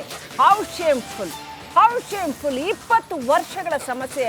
ಒಂದು ನೊರೆ ಕೆರೆಯಲ್ಲಿ ಬರ್ತಾ ಇರೋ ಒಂದು ನೊರೆ ತೆಗೆಯಕ್ಕಾಗಲ್ಲ ನಮ್ಮ ಹಣೆ ಬರಕ್ಕೆ. ಆ ಭಯದಲ್ಲಿ ಸ್ಥಳೀಯರು ಇನ್ನೂ ಕೂಡ ಇದ್ದಾರೆ. ಕೆರೆ ಸ್ವಚ್ಛತೆಗೆ ಈವರೆಗೆ 100 ಕೋಟಿ ಖರ್ಚು ಮಾಡಿದ್ದಾರೆ. ಆದರೆ ಅದು ಆ 100 ಕೋಟಿ ಯಾರ ಜೇಬಿಗೆ ಹೋಗ್ತಾ ಇದೆ, ಎಲ್ಲಿ ಸುರ್ಕೊಂಡು ಹೋಗ್ತಾ ಇದೆ ಗೊತ್ತಿಲ್ಲ. ಇವತ್ತಿನವರೆಗೂ ನೋ ಯೂಸ್. ಅಷ್ಟೇ ನೊರೆ ಬರ್ತಾ ಇದೆ ಬೆಳ್ಳಂದೂರು ಕೆರೆಯಲ್ಲಿ. ವಿಷ ಗಾಳಿಯಿಂದ ಅಡುಗೆ ಪಾತ್ರೆಗಳು, ಆ ಸುತ್ತಮುತ್ತ ಬದುಕ್ತಾ ಇರೋ ಜನಗಳಿಗಂತೂ ಎಷ್ಟು ಕಷ್ಟ ಆಗ್ತಾ ಇದೆ ಅಂದರೆ ಅಡುಗೆ ಪಾತ್ರೆಗಳೆಲ್ಲ ಕಪ್ಪಾಗ್ತಾ ಇದ್ದಾವೆ, ಅಷ್ಟು ವಿಷ. ಜನ ಜಾನುವಾರುಗಳ ಜೀವಕ್ಕೆ ಯಾವುದೇ ಗ್ಯಾರಂಟಿ ಇಲ್ಲ. ಈ ಸರ್ಕಾರದಲ್ಲಿ ಈ ಸರ್ಕಾರ, ಈ ಹಿಂದಿನ ಸರ್ಕಾರನೂ ಅದನ್ನೇ ಮಾಡಿದ್ದು, ಯಾರು ಈ ನೊರೆನ ಏನು ತೆಗಲಿಲ್ಲ. ಆದರೆ ಈ ಸರ್ಕಾರ ಗ್ಯಾರಂಟಿ ಅಂತ ಹೇಳುತ್ತೆ. ಇದರಲ್ಲಿ ಜನಗಳ ಜೀವಕ್ಕೆ ಅಪಾಯ ಒಂದು ಗ್ಯಾರಂಟಿ ಬಿಟ್ಟರೆ ಬೇರೆ ಎಂಥ ಗ್ಯಾರಂಟಿನೂ ಕಾಣ್ತಾ ಇಲ್ಲ ಸದ್ಯಕ್ಕೆ ಬೆಂಗಳೂರಿನ ವಿಚಾರದಲ್ಲಿ. ಬೆಳ್ಳಂದೂರು ಕೆರೆಯಿಂದ ರಿಪಬ್ಲಿಕ್ ಗ್ರೌಂಡ್ ರಿಪೋರ್ಟ್ ಮಾಡಿದೆ, ಏನಿದೆ ಪರಿಸ್ಥಿತಿ ಅಂತ ನೋಡೋಣ ಬನ್ನಿ. ಓಕೆ, ಇದರ ಬಗ್ಗೆ ಮುತ್ತಪ್ಪ ನಮ್ಮ ಕಲೀಗ್ ನೇರ ಸಂಪರ್ಕದಲ್ಲಿದ್ದಾರೆ. ಎಸ್ ಮುತ್ತಪ್ಪ ಲಮಾಣಿ ಏನಂದ್ರೆ ಅಲ್ಲಿ ನೊರೆ ಯಾಕಿದೆ ಅಂತ ಕೇಳೋದೇ ಮೂರ್ಖತನ. ಅದು ಗೊತ್ತಿರೋಂಥ ಸಮಸ್ಯೆನೇ. ಬೆಳ್ಳಂದೂರು ಕೆರೆಯಲ್ಲಿ ನೊರೆ ಸಮಸ್ಯೆ ಇರ್ತಾ 20 ವರ್ಷ ಆಯಿತು. ನಾವು ಮೀಡಿಯಾಕ್ಕೆ ಬಂದಾಗಿಂದ ಅದನ್ನೇ ಕಥೆ ಹೇಳ್ತಾ ಇದ್ದೇವೆ. ಬೆಳ್ಳಂದೂರು ಕೆರೆಯಲ್ಲಿ ನೊರೆ ಸಮಸ್ಯೆ ಅಂತ. ಒಂದು ನೊರೆ ಸಮಸ್ಯೆಯನ್ನು ಒಂದು ಕೆರೆನ ಚೊಕ್ಕ ಮಾಡೋಕ್ಕಾಗಿಲ್ಲ ಅಂತಂದರೆ ಈ ಎಲ್ಲ ಸರ್ಕಾರಗಳಿಗೆ ಇನ್ನೇನು ಸಾಧನೆ ಮಾಡೋದಕ್ಕೆ ಸಾಧ್ಯ ಅಂತ. ಯಾಕೆ ಈಗೇನು ನಡೀತಾ ಇದೆ? ಈಗಲಾದರೂ ಯಾರಾದರೂ ಅಲ್ಲಿ ಗಮನ ಕೊಟ್ಟಿದ್ದಾರಾ? ಮಳೆ ಬಂದಾಗ ಈಗ ಇನ್ನಷ್ಟು ಪ್ರವಾಹ ಆಗಿದೆಯಾ? ಅಲ್ಲಿ ಏನು ಪರಿಸ್ಥಿತಿ? ನಿಜ ಶ್ರೀಲಕ್ಷ್ಮಿ, ತಾವು ಹೇಳಿದಾಗೆ ಈ ಒಂದು ಬೆಳ್ಳಂದೂರು ಕೆರೆಯ ನೊರೆ ವಿಚಾರ ವಿಶ್ವವಿಖ್ಯಾತಿ ಪಡೆದಿತ್ತು. ಅದಾದ ನಂತರದಲ್ಲಿ ಸರ್ಕಾರಗಳು ಇದನ್ನು ಕ್ರಮೇಣವಾಗಿ ಕಡಿಮೆ ಮಾಡೋದಕ್ಕೆ ಅದಕ್ಕೆ ಬೇಕಾದಂತಹ ವ್ಯವಸ್ಥೆ ಮಾಡಿಕೊಂಡ್ರು. ಕೇಂದ್ರ ಸರ್ಕಾರ ಈ ಬೆಳ್ಳಂದೂರು ಕೆರೆಯ ಸ್ವಚ್ಛತೆಗಾಗಿ 200 ಕೋಟಿ ರೂಪಾಯಿ ಇದುವರೆಗೂ ಖರ್ಚು ಮಾಡಿದರೆ ರಾಜ್ಯ ಸರ್ಕಾರ 100 ಕೋಟಿ ರೂಪಾಯಿ ಖರ್ಚು ಮಾಡಿದೆ. ಇಷ್ಟೆಲ್ಲ ಖರ್ಚು ಮಾಡಿದ್ರು ಕೂಡ ಇವತ್ತಿನ ಪರಿಸ್ಥಿತಿ ಇಲ್ಲಿ ನಾವು ನೋಡ್ತಾ ಇದ್ವಿ. ಇದು ಎಮ್ಲೂರು ಕೋಡಿ ಅಂದರೆ ಬೆಳ್ಳಂದೂರು ಕೆರೆಯಿಂದ ಹೋಗುವಂತಹ ಒಂದು ನೀರು ಹೋಗುವಂಥ ಭಾಗ. ಈಗ ಕ್ರಮೇಣವಾಗಿ ನೊರೆ ಏನಿದೆ ಅದು ಹೆಚ್ಚಾಗ್ತಾ ಇದೆ. ಇನ್ನು ಮಳೆ ಬಂದಾಗ ಮತ್ತಷ್ಟು ಏರಿಕೆ ಆಗಿ ಇಲ್ಲೊಂದು ದೊಡ್ಡ ಮೌಂಟೇನ್ ಕ್ರಿಯೇಟರ್ ಆಗಿ ಅಕ್ಕಪಕ್ಕದಲ್ಲಿರುವಂತಹ ಮನೆಗಳಿಗೆ ಜೊತೆಗೆ ಇಲ್ಲಿರುವಂತಹ ಅಂಗಡಿಗಳಿಗೆ ಎಲ್ಲದರಲ್ಲೂ ಕೂಡ ಈ ನೊರೆ ಹೋಗಿ ಅಲ್ಲಿ ಬೀಳುತ್ತೆ. ಆಗ ಇವರು ಊಟ ಮಾಡ್ತಿರುವಂತಹ ಸಂದರ್ಭದಲ್ಲಿ ಅವರ ಮೈ ಮೇಲಾಗಲಿ, ಮನೆ ಒಳಗಡೆ ಮಕ್ಕಳು ಆಟ ಆಡ್ತಿರ್ತಾರೆ, ಅವರೆಲ್ಲರ ಮೇಲೂ ಕೂಡ ಈ ನೊರೆ ಬಿದ್ದು ಎಲ್ಲರೂ ಕೂಡ ಆಸ್ಪತ್ರೆ ಪಾಲಾಗ್ತಾರೆ. ಆದರೆ ಶ್ರೀಲಕ್ಷ್ಮಿ, ಒಂದು ವಿಚಾರ, ಕಳೆದ 5 ವರ್ಷದಿಂದ ಈ ನೊರೆಯ ಪ್ರಮಾಣ ಕಡಿಮೆ ಆಗಿತ್ತು. ಕೆಮಿಕಲ್ ಕೂಡ ಕಡಿಮೆ ಆಗಿರುವಂಥ ಕಾರಣಕ್ಕಾಗಿ ಈ ನೊರೆ ಇರಲಿಲ್ಲ. ಆದರೆ ಈ ಕಳೆದ 1 ವರ್ಷದಿಂದ ಮತ್ತೆ ಪ್ರಾರಂಭವಾಗಿದೆ. ಅದರಲ್ಲೂ ಕೂಡ ಈಗ ಹೆಚ್ಚಾಗಿದೆ. ಅದಕ್ಕೆ ಕಾರಣ ಏನಂತೇಳಿ ಸ್ವತಃ ನನ್ನ ಜೊತೆ ಮಾತಾಡೋಕ್ಕೆ ಸ್ಥಳೀಯರಿದ್ದಾರೆ. ಸರ್, ಕಳೆದ 5 ವರ್ಷಕ್ಕೆ ಹೋಲಿಸ್ಕೊಂಡ್ರೆ ತುಂಬ ಕಡಿಮೆ ಇತ್ತು, ಆದರೆ ಈಗ ಯಾಕೆ ಮತ್ತೆ ಏರಿಕೆ ಆಗಿದೆ? ಏನು ಕಾರಣ? ಸರ್, ಆಗ ಕೋವಿಡ್ ಇತ್ತು. ಕೋವಿಡಲ್ಲಿ ಜನಸಂಖ್ಯೆಗಳು ಜಾಸ್ತಿ ಇದನ್ನು ಕೆರೆಗಳ ಮೇಲೆ ಡಿಪೆಂಡ್ ಆಗಿರಲಿಲ್ಲ. ಇತ್ತೀಚೆಗೆ ಏನಾಗಿದೆ, ಸುತ್ತಮುತ್ತ ಇರತಕ್ಕಂಥ ಕಾರ್ಖಾನೆಗಳು, ಅಪಾರ್ಟ್ಮೆಂಟ್ಗಳು ಸರಿಯಾದ FDPಗಳನ್ನ ಕಾರ್ಯನಿರ್ವಹಿಸ್ತಾ ಇಲ್ಲ. ಅಧಿಕಾರಿಗಳು ಬಂದು ಪರಿಶೀಲನೆ ಮಾಡ್ರೆ ನಾವು ಅರ್ಜಿಗಳು ಹಾಕಿ ಎಲ್ಲ ಥರ ಮನವಿ ಕೊಟ್ಟರು. ಸುಮ್ಮನೆ ಹೋಗಿ ಒಂದು ದಿನ ನಾಮಕ ವ್ಯವಸ್ಥೆಗೆ ಹೋಗ್ತಾರೆ, ಅಟೆಂಡ್ ಮಾಡ್ತಾರೆ, ಸುಮ್ಮನೆ ಹೊಟ್ಟೋಗ್ತಾರೆ. ಅದಾದ್ಮೇಲೆ ಮತ್ತೆ ಯಥಾಸ್ಥಿತಿ. ಇಲ್ಲಿ ಕೆರೆಗೆ ಕಲುಷಿತ ನೀರನ್ನು ಸ್ವತಃ ಹ್ಯಾರಿಸ್ ಅವರೇ ಬಂದು ನಿಂತ್ಕೊಂಡು BDA ಅವರು ಅಧ್ಯಕ್ಷರಾಗಿದ್ದಾರೆ. ಅವ್ರಿಗೆ ಕೆರೆ ಸಂರಕ್ಷಣೆ ಬಗ್ಗೆ ಒಂದು ಕಿಚ್ಚಿತ್ತಾದ್ರೂ ಕಾಳಜಿ ಬೇಡವಾ ಸರ್? ಇದಕ್ಕೆ ಏನು ಸ್ಟ್ರಾಂಗ್ ವಾಟರ್ ಡ್ರೈನ್ ಇದೆಯಲ್ವಾ, ಆ ಸೀವೇಜ್ ವಾಟರ್ ಬಿಡಬಾರ್ದು ಅಂತಲೇ ರೂಲ್ಸ್ ಇತ್ತು. ಬಿಡಿಸಿದ್ಯಾರು ಮತ್ತೆ ಆಗಿದೆ? ಸ್ವತಃ ಅವರೇ ಬಂದು ನಿಂತ್ಕೊಂಡು RS ಅವರು ಅವರ ಶಿಷ್ಯಂದ್ರಗಳೇ ಬಂದು ನಿಂತ್ಕೊಂಡು ಕೆರೆ ಕೋಡಿನ ಹೊಡೆದು ಬಿಡ್ರಿ ಒಳಗಡೆಗೆ ನೀರೆಲ್ಲ ಓವರ್ಫ್ಲೋ ಆಗ್ತಾ ಇದೆ ಅಂತೇಳಿ ಈ ಸೀವೇಜ್ ನೀರನ್ನ ಕೆರೆಗೆ ಎಂಟೈರ್ ಬೆಂಗಳೂರು ಸೀವೇಜ್ ನೀರನ್ನೆಲ್ಲ ಈ ಕೆರೆಗೆ ಬಿಟ್ಟಿದ್ದಾರೆ. ಇದ್ರ ಪರಿಣಾಮ ಮತ್ತೆ ನೊರೆ ಉದ್ಭವ ಆಗಿದೆ. ಈ ನೊರೆ ಉದ್ಭವ ನಮಗೆ ಭಯ ಶುರು ಆಗುತ್ತೆ. ಯಾಕಂದ್ರೆ ನಮಗೆಲ್ಲ ಈ ನೊರೆ ಇದರಿಂದ ಗಾಳಿಯಲ್ಲಿ ವಿಷದ ಗಾಳಿಯಾಗಿ ನಮಗೆಲ್ಲ ಸೇವಿಸೋಕೆ ಕಷ್ಟ ಆಗ್ತಾ ಇದೆ. ನಮ್ಗೆ ಉಸಿರಾಟಕ್ಕೆ ಸಮಸ್ಯೆ ಆಗುತ್ತೆ. ಅಲರ್ಜಿ, ತುರ್ಕೆ, ಚರ್ಮದ ಕಾಯಿಲೆಗಳು, ಗುಳ್ಳೆಗಳು, ರಾತ್ರಿ ಆದ ಸೊಳ್ಳೆಗಳ ಕಾಟ, ವಿಪರೀತ ಸಮಸ್ಯೆಗಳು. ಇಲ್ಲಿ ಮಕ್ಕಳಿದ್ದಾರೆ, ಸಣ್ಣ ಸಣ್ಣ ಮಕ್ಕಳು, ವಯಸ್ಸಾದ ವೃದ್ಧರು. ಇವತ್ತಿಗೂ ಸುಮಾರು ಮನೆಗಳಲ್ಲಿರೋ ಪಾತ್ರೆಗಳು ಎಲ್ಲ ಕಪ್ಪಾಗಿದ್ದಾವೆ ಈ ಗಾಳಿಗೆ. ಇಲ್ಲಿ ಪಕ್ಕದಲ್ಲಿ ಒಂದು ಗುಡಿ ಇದೆ, ಆಂಜನೇಯನ ಗುಡಿ. ಆ ಗುಡಿಯಲ್ಲಿ ಕೂಡ ಇರೋ ಸಾಮಾನುಗಳೆಲ್ಲ ಕಪ್ಪಾಗಿದ್ದಾವೆ. ಇಲ್ಲಿ ಯಾರನ್ನು ಕೇಳಿದ್ರು ಯಾರನ್ನ ಕೇಳಬೇಕು? ಸರ್ಕಾರಗಳು ಬರ್ತವೆ. ಈಗ ಯಡಿಯೂರಪ್ಪನವರು ಸರ್ಕಾರ ಇದ್ದಾಗ ಅವರು 200 ಕೋಟಿನ ಬಿಡುಗಡೆ ಮಾಡಿದ್ರು. ಅದು ಏನಾಯ್ತು ಗೊತ್ತಿಲ್ಲ. ಈಗ ಮೊನ್ನೆ ಸಿದ್ದರಾಮಯ್ಯ ಬಜೆಟಲ್ಲಿ ಕೂಡ 100 ಕೋಟಿ ಬಿಡುಗಡೆ ಆಯಿತು. ಆ ದುಡ್ಡನ್ನು ಕೇಳಿದ್ರೆ ಏನಪ್ಪ ದುಡ್ಡು ಮಾಡಿದ್ರೆ, ಅಣ್ಣ ನೀರು ಬಿಟ್ಬಿಡ್ತಾರೆ, ನಾವು ಡ್ರೈ ಮಾಡಬೇಕು, ಕೆರೆನ ಡ್ರೈ ಮಾಡಿ ಉಳೆತ್ತಬೇಕು, ನೀರು ಬಿಟ್ಬಿಡ್ತಾರೆ, ನಾವೇನು ಮಾಡೋಣ ಅಂತಾರೆ. ಇದ್ರ ಸಲುವಾಗಿ ಭಾಳಷ್ಟು ಹೋರಾಟ ಆಯಿತು. ಸ್ವತಃ ಸಾಲು ಮರದ ತಿಮ್ಮಕ್ಕಜ್ಜಿ ಬಂದು ನಿಂತ್ಕೊಂಡು ಇದಕ್ಕೆ ಧರಣಿ ಕೂಡ ಮಾಡಿದ್ದಾರೆ. ನಾವೆಲ್ಲ ಪ್ರತಿಭಟನೆ ಮಾಡಿದ್ರಿ. ಊರವ್ರು ಒಂದು ಕಾಲದಲ್ಲಿ ಕುಡಿಯೋ ನೀರು, ನಾವೆಲ್ಲ ಈಜು ಹೊಡಿತಿದ್ದ ನೀರು, ಇಲ್ಲಿ ಮೀನು, ಏಡಿ ಎಲ್ಲ ಇದ್ದಂಥ ಸಾವಿರಾರು ಪಕ್ಷಿಗಳು ವಾಸ ಮಾಡ್ತಾ ಇದ್ದಿದ್ದ ಕೆರೆ ಇದು. ಇವತ್ತು ಈ ಕೆರೆ ಸತ್ತೋಗಿದೆ. ಇವತ್ತು ಇದಕ್ಕೆ ಜೀವ ಇಲ್ದಿರಂಗೆ ಮಾಡಿದ್ದಾರೆ. ಲಕ್ಷ್ಮಿ, ಈಗ ನಾನು ಹೇಳ್ತಾ ಇದ್ವಿ, ಈಗ ಇವ್ರು ಹೇಳೋ ಪ್ರಕಾರ ಸ್ವತಃ BDA ಅಧ್ಯಕ್ಷರು ಬಂದು ಈ ಒಂದು ಕೆರೆಗೆ ಸೀವೇಜ್ ವಾಟರ್ ಗೇಟ್ ಅನ್ನ ಓಪನ್ ಮಾಡಿ ಅಂತ ಹೇಳಿದ್ರು. ಓಪನ್ ಮಾಡುವಂತ ಕಾರಣಕ್ಕಾಗಿ ಹೀಗಾಗ್ತಿದೆ ಅಂತ ಕೂಡ ಹೇಳ್ತಾ, ಜೊತೆಗೆ ಮಕ್ಕಳ ಕೈ ಮೇಲೆ ನೋಡಿ, ಚಿಕ್ಕ ಮಕ್ಕಳ ಕೈ ಮೇಲೆ ಈ ಗುಳ್ಳೆಗಳು ಕೂಡ ಆಗ್ತಿರುವಂಥದ್ದು. ಶ್ರೀಲಕ್ಷ್ಮಿ, ನಾನು ಕೂಡ ಸ್ವತಃ ಇಲ್ಲಿ ಬಂದಾಗ ಈ ಮಕ್ಕಳನ್ನೇ ಕರೆದು ತೋರಿಸ್ತಾರೆ. ಅಂದ್ರೆ ಸೊಳ್ಳೆಗಳು, ಆ ಮಟ್ಟಕ್ಕೆ ಸೊಳ್ಳೆಗಳು ಉದ್ಭವ ಆಗಿ ಮಕ್ಕಳ ಕೈ ಮೇಲೆ ಗುಳ್ಳೆಗಳಾಗಿರ್ಬೋದು, ಮತ್ತೆ ಸ್ಕಿನ್ ಅಲರ್ಜಿ ಕೂಡ ಆಗುವಂತಹ ಒಂದು ಘಟನೆ ಕೂಡ ಇಲ್ಲಿ ನಡೀತಾ ಇದಾವೆ. ಜೊತೆಗೆ ಇನ್ನೊಬ್ರು ಇದ್ದಾರೆ. ಸರ್, ಈಗ ಏನೇನು ಪ್ರಾಬ್ಲಮ್ ಫೇಸ್ ಮಾಡ್ತಿದ್ದಾರೆ ಸರ್? ಈಗ ಇದು ಒಂದೇ ಅಲ್ವಾ, ಹಸುಗಳಿಗೆಲ್ಲ ಕುಡಿಯೋಕ್ಕಾಗ್ತಾಯಿಲ್ಲ ನೀರು. ಹಸುಗಳದು ಮತ್ತೆ ಇವೆಲ್ಲ ಎಲ್ಲರಿಗೂ ತೊಂದರೆ ಆಗ್ತದೆ. ಸೊಳ್ಳೆಗಳದಂತೂ ಫುಲ್ ಕಾಟ. ಶ್ರೀಲಕ್ಷ್ಮಿ, ಇದು ಇಲ್ಲಿರುವಂತಹ ಸ್ಥಳೀಯರ ಪ್ರಾಬ್ಲಮ್ಗಳು, ಇದು ಮತ್ತೆ ಹೆಚ್ಚಾಗುವಂತಹ ಸಾಧ್ಯತೆ ಇದೆ. Srilakshmi, welcome back. ಒಂದೇ ಒಂದು ಮಳೆಗೆ ಮುಳುಗಿದೆ ಮಹಾನಗರಿ. Silk board, Sai layout, Varthur, Indiranagar, ದ್ವೀಪದಂತಾದ ಏರಿಯಾಗಳು. ಮುಂಗಾರು ಪೂರ್ವ ಮಳೆಗೆ ಬೆಂಗಳೂರು ಥಂಡ. ಇನ್ನು ಮುಂಗಾರು ಮಳೆಗೆ ಬೆಂಗಳೂರು ಕಥೆ ಏನು? ಬೆಂಗಳೂರು ಮಹಾನಗರವನ್ನು ಕಾಪಾಡುವುದು ಯಾರು? ನೋಡಿ, ಬೆಂಗಳೂರಲ್ಲಿ ಒಂದು ಮಳೆ ಬಂದರೆ ನೀವು ಪಕ್ಕದ ಚೆನ್ನೈ ಎಲ್ಲ ನೋಡ್ತಾ ಇರ್ತೀರಿ. ಮಹಾರಾಷ್ಟ್ರ, ಮುಂಬೈನಲ್ಲಿ ಮಳೆಗಳು ಬಂದಾಗ ಹೇಗಾಗತ್ತೆ ಅಂದರೆ ನೋಡ್ತಾ ಇರ್ತೀರಿ. ಆಮೇಲೆ ಚೆನ್ನೈನಲ್ಲಿ ಇತ್ತೀಚೆಗೆ ಒಮ್ಮೆ ನಿಮ್ಗೆ ಗೊತ್ತಿರ್ಬೋದು, ಲಕ್ಷ್ಮಿ, ಮಹಾತಾರೆ ಲಕ್ಷ್ಮಿ, ನಮ್ಮ ಆ್ಯಕ್ಟ್ರೆಸ್, ಆ ನೀರಲ್ಲಿ ಸಿಕ್ಕಾಕೊಂಡಿದ್ರು. ಒಮ್ಮೆ ದೋಣಿಯಲ್ಲಿ ಹೋಗ್ತಾಯಿದ್ರು, ಏನು ಮಾಡೋಕ್ಕಾಗೋದಿಲ್ಲ ಅಂತೇಳಿ ಅದರ ಬಗ್ಗೆ ಸಿನಿಮಾಗಳು ಬಂತು. ನಾವೊಂದು 10, 25, 30 ವರ್ಷಗಳ ಹಿಂದೆ ಚೆನ್ನೈನಲ್ಲಿ ಅಂಥ ಮಹಾಮಳೆ ಅಂತೆಲ್ಲ ನೋಡಲೇ ಇಲ್ಲ. ಮುಂಬೈನಲ್ಲಿ ಮಹಾಮಳೆ ನೋಡಲೇ ಇಲ್ಲ. ಬೆಂಗಳೂರಲ್ಲಿ ಬರ್ತಾ ಇದೆ. ಸಿ, ಐ ಆಮ್ ಸೇಯಿಂಗ್, ಇದಕ್ಕೆ ಒಂದು ಕಾಯಕಲ್ಪ ಬೇಕಲ್ಲ, ರೆಡಿ ಆಗಬೇಕಲ್ಲ ನಾವು. ಈಗ ಭಾರತ ಪಾಕಿಸ್ತಾನ ಯುದ್ಧ ಅಂತ ಆಗುವಾಗ ಇದ್ದ 24 ಗಂಟೆನೂ ಆಗುತ್ತೆ ಅಂತಲ್ಲ, ಆಗಿದ್ದು ಮೊನ್ನೆ. ಆದರೆ ರಫೇಲ್ ತಂದು ಇಡಬೇಕಲ್ಲ, ಬ್ರಹ್ಮೋಸ್ ರೆಡಿ ಮಾಡಿ ಇಡಬೇಕಲ್ಲ, ಪೃಥ್ವಿ ರೆಡಿ ಮಾಡಿ ಇಡಬೇಕಲ್ಲ. ನಿಮ್ದು ಏನಿದೆ? ಆಮೇಲೆ ಒಂದು ಪ್ಲ್ಯಾನಿಂಗ್ ಕಮಿಷನ್ ಅಂತಿರುತ್ತೆ, ಆಯಿತಾ? 10 ವರ್ಷದ ಮುಂದಿನ 10 ವರ್ಷಕ್ಕೆ ಏನು ಬೇಕು ಅಂತ ಹೇಳ್ತಾರೆ ಅವರು. ಹಾಗಿದ್ರೆ ಅವ್ರು ಏನು ಇಲ್ಲಿ ತನಕ ಹೇಳಲೇ ಇಲ್ವಾ? ಅವರಿಗೆ ಪುಕ್ಷಟ ಬಿರಿಯಾನಿ ತಿನ್ನಿಸೋದಾ, ಜ್ಯೂಸ್ ಕುಡಿಸೋದಾ? ಏನು ಮಾಡಬೇಕಿದ್ದಕ್ಕೆ ಒಂದು ಪ್ಲ್ಯಾನ್ ಇಲ್ವಾ? ಆಮೇಲೆ ಯಾರ್ಯಾರಿಗೆ ನೀವು ಲೇಔಟ್ ಮಾಡೋದಕ್ಕೆ ಅವಕಾಶ ಕೊಡ್ತೀರಿ? ನಾಯಿ ನರಿಗಳೆಲ್ಲ ಬಂದು ಲೇಔಟ್ ಮಾಡುತ್ತೆ, ಲೇಔಟ್ ಮಾಡಿಬಿಟ್ಟು ಅದರಲ್ಲಿ ಬಿಲ್ಡಿಂಗ್ ಕಟ್ಟುತ್ತೆ. ಬಿಲ್ಡಿಂಗ್ ಕಟ್ಟಲ್ಲಿ ಪಾಪದವರು ಎಲ್ಲ ಬಂದು ತಮ್ಮ ಜೀವಮಾನದ ಉಳಿವಿನ ದುಡ್ಡನ್ನು ಹಾಕ್ಕೊಂಡು ಮಾಡ್ತಾರೆ. 50 ಲಕ್ಷ, 60 ಲಕ್ಷ, 70 ಲಕ್ಷ, 1 ಕೋಟಿ ತನಕ. ನಾಳೆ ಮಳೆ ಬಂದು ಬಿದ್ದೋದಾಗ ಅದು ಸರಿ ಇಲ್ಲ ಆ ಜಾಗದಲ್ಲಿ ಅಂತೇಳಿ ಆ ಸೈನ್ ಹಾಕಿದವನು ಸತ್ತೋಗಿದ್ನಾಗ ಅದಕ್ಕೆ ಒಬ್ಬ BBMP ಅದಕ್ಕೆ ಜಾಗಕ್ಕೆ ಇಲ್ಲಿಗೆ ಮಾಡಬಾರ್ದು, ಇದು ನೀರು ಹೋಗೋ ಜಾಗ ಅಂತ ಸೈನ್ ಹಾಕಿರ್ತಾನಲ್ಲ, ಅವನಿಗೆ ಶಿಕ್ಷೆ ಆಯ್ತಾ ಇಲ್ಲಿ ತನಕ? ಬೇರೆದಿರಲಿ, BDA ಲೇಔಟು, ಪ್ರೈವೇಟ್ ಲೇಔಟ್ಗಳಿರಲಿ, BDA ಲೇಔಟ್, ಅದು ಸಾಯಿ ಲೇಔಟ್, ಗೌರ್ಮೆಂಟ್ ಮಾಡಿರೋ ಲೇಔಟ್. ಗೌರ್ಮೆಂಟು ಕೆರೆಯಲ್ಲಿ ಲೇಔಟ್ ಮಾಡುತ್ತೆ, ಜನಗಳನ್ನು ಮುಳುಗಿಸುತ್ತೆ. ಅಲ್ಲ, ನಾವು ನಮ್ಮ ಬಸ್ ಸ್ಟ್ಯಾಂಡೇ ಕೆರೆಯಲ್ಲಿರೋದು. ಯಾವುದು ಇಲ್ಲಿ KSRTC ಬಸ್ ಸ್ಟ್ಯಾಂಡ್ ಇರುವಂಥದ್ದು, ಕೆಂಪೇಗೌಡ ಬಸ್ ಸ್ಟ್ಯಾಂಡ್ ಇರೋದು ಕೆರೆಯಲ್ಲಿ. ಆಮೇಲೆ ಅವತ್ತು ನಮ್ಮ ಬೇಜವಾಬ್ದಾರಿ ಮಂತ್ರಿಗಳಲ್ಲಿ ಹೇಳಿದಂಥ ಮಾತುಗಳನ್ನು ಕೇಳಿದ್ದೀವಿ. ಸೊಳ್ಳೆ ಜಾಸ್ತಿ ಆಗುತ್ತೆ, ಅದಕ್ಕಾಗಿ ನಾವು ಆ ಕೆರೆಯನ್ನು ಮುಚ್ಚಿಬಿಟ್ಟು ಬೇರೆ ಗ್ರೌಂಡ್ ಮಾಡಿದ್ದೀವಿ ಅಂತ ಒಬ್ಬರು ನಾಯಕರು ಹೇಳಿದರು. ಹಾಂ, ಗ್ರೇಟರ್ ಬೆಂಗಳೂರು ವಿಚಾರ ಹೇಳಿದ್ರಿ ಯಾರು? DK ಶಿವಕುಮಾರ್ ಅವರು. ಪ್ಲ್ಯಾನ್ ಆಫ್ ಆ್ಯಕ್ಷನ್ ಬೇಕಲ್ಲ, ಎಲ್ಲಿಂದ ಶುರುವಾಗುತ್ತೆ ಅಂತೇಳಿ. ಕೇವಲ ನನಗನ್ಸುತ್ತೆ ನೀವು ಏನು ಟನಲ್ ಮಾಡುವಂಥ ಪ್ಲ್ಯಾನ್ ಮಾಡ್ತೀರಿ, ಟನಲ್ ತುಂಬ ಹೋಗ್ಬಿಡುತ್ತೆ ಅಂತ ಈ ನೀರಿಂದ. ಟನಲ್ಲೇ ಹೋಗೋದು ಕಷ್ಟ, ಪ್ಲ್ಯಾನೇ ಇಲ್ಲ ನಿಮ್ಮ ಬಳಿ ಏನು ಕೂಡ ಅಂತ.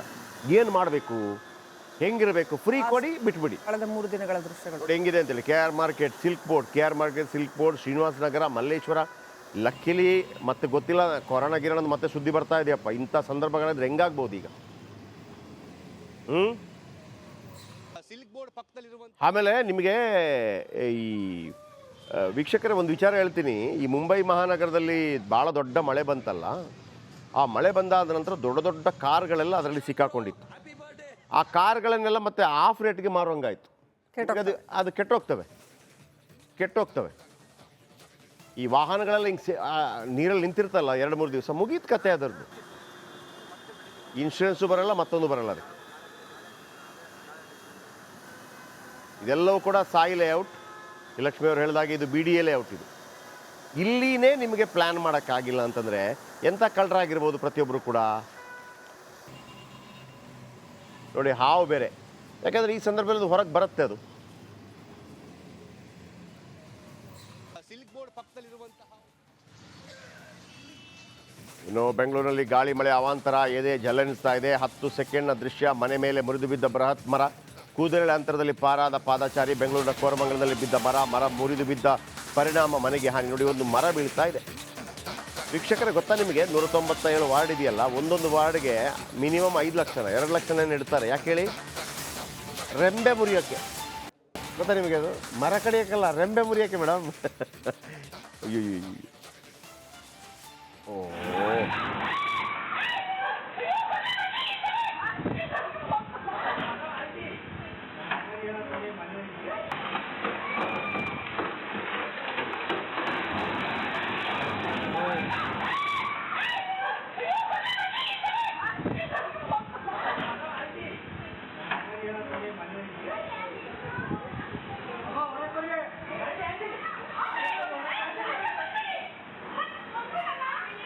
ನೋಡಿಯಲ್ಲಿ ತೆಂಗಿನ ಮರ ಬಿತ್ತಾ, ಏನೋ ಉದ್ದದ ಮರ, ತೆಂಗಿನ ಮರ ಥರ ಇದೆ.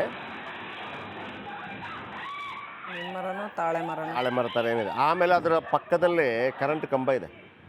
ಕರೆಂಟ್ ಇತ್ತೋ ಇರಲಿಲ್ವೋ ಇಶ್ಯೂಗಳಾಗೋದು ಆಮೇಲೆ.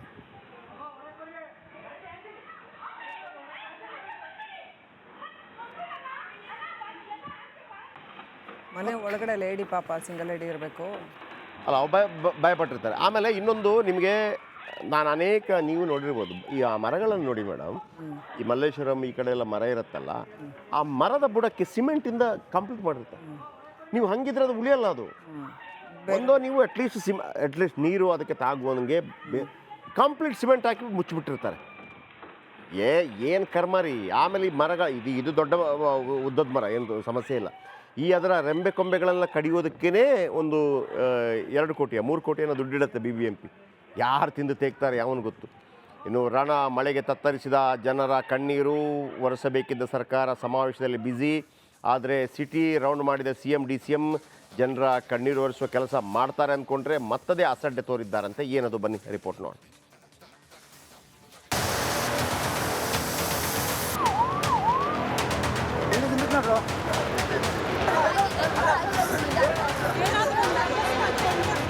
ಏನಿಲ್ಲ, ನನ್ನ ಮನೆಯಲ್ಲಿ ಹೊಡ್ಕೊಂಡೋಯ್ತು.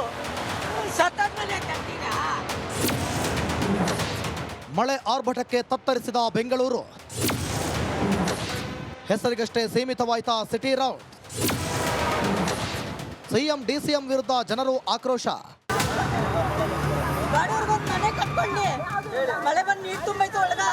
ಮಹಾಮಳೆ ಬೆಂಗಳೂರನ್ನ ಇನ್ನಿಲ್ಲದಂತೆ ಕಾಡಿದೆ.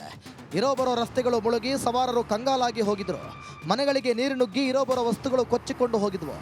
ಜನರು ದಿನವಿಡೀ ಗೋಳಾಡುತ್ತಿದ್ದರೆ ಸರ್ಕಾರ ನಡೆಸೋರು ಅದ್ಯಾಕೋ ರಾಜಧಾನಿ ಬಗ್ಗೆ ಅಸಡ್ಡೆ ತೋರುತ್ತಿದ್ದಾರೆಂದು ಜನರು ಆಕ್ರೋಶ ಹೊರಹಾಕಿದ್ರು. ಜನಾಕ್ರೋಶದ ಬೆನ್ನಲ್ಲೇ ನಿನ್ನೆ CM DCM ಸಾಹೇಬರು AC ಬಸ್ನಲ್ಲಿ ಸಿಟಿ ರೌಂಡ್ಸ್ ನಡೆಸಿದ್ರು.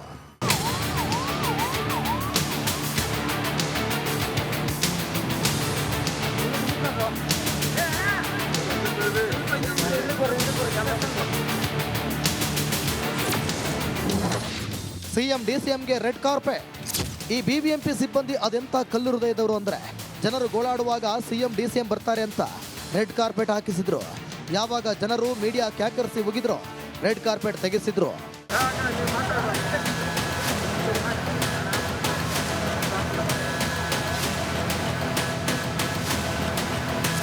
ಮುಖ್ಯಮಂತ್ರಿ ಬರಬೇಕಾದ್ರೆ ಗೋಲ್ಡ್ ಕಾರ್ಪೆಟ್ ಹಾಕಬೇಕಾಯ್ತು. ಅವ್ರಿಗೆ ಬುದ್ಧಿ ಇಲ್ಲ. ಅವ್ರಿಗೆ ಕಾರ್ಪೊರೇಷನ್ ಅಧಿಕಾರಿಗಳಿಗೆ ಮಾನ ಮರ್ಯಾದೆ ಇಲ್ಲ. ಮುಖ್ಯಮಂತ್ರಿಗೆ ರೆಡ್ ಕಾರ್ಪೆಟ್ ಹಾಕೋದ್ರಂಗೆ ಗೋಲ್ಡ್ ಕಾರ್ಪೆಟ್ ಹಾಕಬೇಕಾಯ್ತು. ಪಾಪ ಜನ ಊಟ ಇಲ್ದಿರ ಕಳೆದ 4 ದಿನದಿಂದ ಸಾಯ್ತಾ ಇದ್ದಾರೆ. ಕರೆಂಟ್ ಬಂದು ಶಾಕ್ ಹೊಡೆದಿದ್ದಾರೆ. ಅವ್ರ ಮನೆಯಲ್ಲಿ ಶೋಕ. ಯಾವಾಗ ಮಣ್ಣು ಮಾಡಬೇಕು, ಯಾವಾಗ ಊರಿಗೆ ತಗೊಂಡೋಗ್ಬೇಕು ಅಂತ ಯೋಚನೆ ಮಾಡ್ತಾರೆ. ಇಂಥ ಸಂದರ್ಭದಲ್ಲಿ ರೆಡ್ ಕಾರ್ಪೆಟ್ಗಳು ಇಂಥವೆಲ್ಲ ಸರ್ಕಾರಕ್ಕೆ ನಾಚಿಕೆ ಆಗಬೇಕು. ಅವರು ಅದು ಬೇಕಲ್ವಾ, ಅದಕ್ಕೆ ಅವ್ರು ಮಾಡ್ಕೊಂಡಿದ್ದಾರೆ ಅಷ್ಟೇ. ಅವ್ರಿಗೆ ಅದಕ್ಕೆ ತಾನೇ ಬರೋದು. ರೆಡ್ ಕಾರ್ಪೆಟ್ ಎಲ್ಲೋದ್ರು ರೆಡ್ ಕಾರ್ಪೆಟ್ ಅಲ್ಲಿ ಬಂದು ಪಕ್ಕದ ರೋಡಲ್ಲಿ ಬಂದು ನೋಡ್ಲಿ ಗೊತ್ತಾಗುತ್ತೆ ಅವ್ರಿಗೆ ಹೆಂಗಿದೆ ಕೊಚ್ಚೆ ಅದೆಲ್ಲ. ಮಳೆ ಬಂದಾಗ ಬರ್ತಾರೆ, ನಾವು ಅದು ಮಾಡ್ತೀವಿ ಇದು ಮಾಡ್ತೀವಿ ಅಂತ ಬಂದು ಹೇಳೋಗ್ತಾರೆ, ಆಶ್ವಾಸನೆ ಎಲ್ಲರೂ ಕೊಡ್ತಾರೆ, ಆದರೆ ಯಾರೂ ಈಡೇರಿಸಲ್ಲ ಅದನ್ನು. ಯಾವ ಗೌರ್ಮೆಂಟ್ ಬಂದರೂ ಅಷ್ಟೇ, ನಮಗೆ ಬೇಕಾಗಿರೋದೇನೋ ಪರ್ಮನೆಂಟಾಗಿ ಸೊಲ್ಯೂಷನ್ ಬೇಕು. ಇಲ್ಲಿ ಕೂತ್ಕೊಂಡು ಬಂದು 4 ಮಾತಾಡಿ ನಮಗೆ ಸಾಂತ್ವನ ಹೇಳಿದ್ರೆ ನಾಳೆ ಮಳೆ ಬಂದರೆ ಅವ್ರು ನಮ್ಮನೆ ಬಂದು ಕ್ಲೀನ್ ಮಾಡ್ತಾರಾ? ಮಳೆ ಹಾನಿ ಸ್ಥಳ ವೀಕ್ಷಣೆಗೆ ಬಂದ ಸಿಎಂ ಡಿಸಿಎಂ ನೆಟ್ಟಗೆ ಜನರ ಸಮಸ್ಯೆ ಆಲಿಸಲೇ ಇಲ್ಲ. ಸಿಎಂ ಡಿಸಿಎಂ ಕಾಟಾಚಾರಕ್ಕೆ HBR layout, Sai layout, Hennur, Nagawara ಸೇರಿ ಹಲವು ಪ್ರದೇಶಗಳಿಗೆ ಭೇಟಿ ನೀಡಿದ್ರು.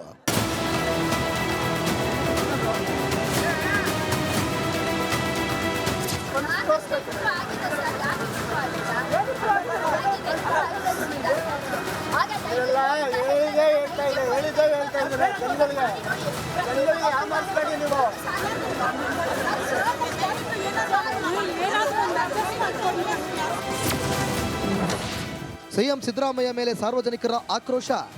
ಸಿಟಿ ರೌಂಡ್ಸ್ಗೆ ಬಂದ ಸಿಎಂ ಹಾಗೂ ಸಚಿವರ ಮೇಲೆ ಸಾಯಿ ಲೇಔಟ್ ನಿವಾಸಿಗಳು ತೀವ್ರ ಆಕ್ರೋಶ ವ್ಯಕ್ತಪಡಿಸಿದ್ದಾರೆ. ಬನ್ನಿ, ಮಳೆಯಿಂದ ತೊಂದರೆಯಾದ ಮನೆಗಳಿಗೆ ಭೇಟಿ ನೀಡಿ ದೂರದಿಂದ ನೋಡಿದ್ರೆ ನಿಮಗೆ ಏನ್ ಗೊತ್ತಾಗುತ್ತೆ ಎಂದು ಸ್ಥಳೀಯ ಮಹಿಳೆಯರು ಸಿಎಂಗೆ ಆಗ್ರಹಿಸಿದ್ರು.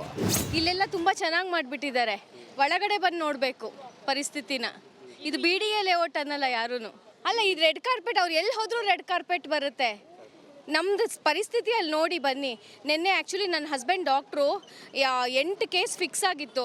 ಆ ಎಲ್ಲ ಕೇಸನ್ನು ಕ್ಯಾನ್ಸಲ್ ಮಾಡಿ ಆ ಪೇಷಂಟ್ಸ್ ವಾಪಸ್ ಮನೆಗೆ ಹೋಗೋ ಥರ ಆಯಿತು. ಇಲ್ಲ ಬಂದು ಹೋಗೋದ್ರಿಂದ ಏನಾಗುತ್ತೆ? ಫಂಡ್ ರಿಲೀಸ್ ಮಾಡಬೇಕು, ಆಗೋ ಕೆಲಸ ಆಗಬೇಕಲ್ವಾ?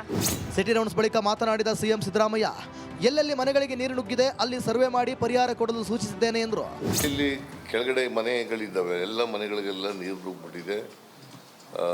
ಅವರು ದವಸ ಧಾನ್ಯಗಳು, ಬಟ್ಟೆ ಬರಿಗಳು ಅವೆಲ್ಲ ಹಾಳಾಗಿದ್ದಾವೆ.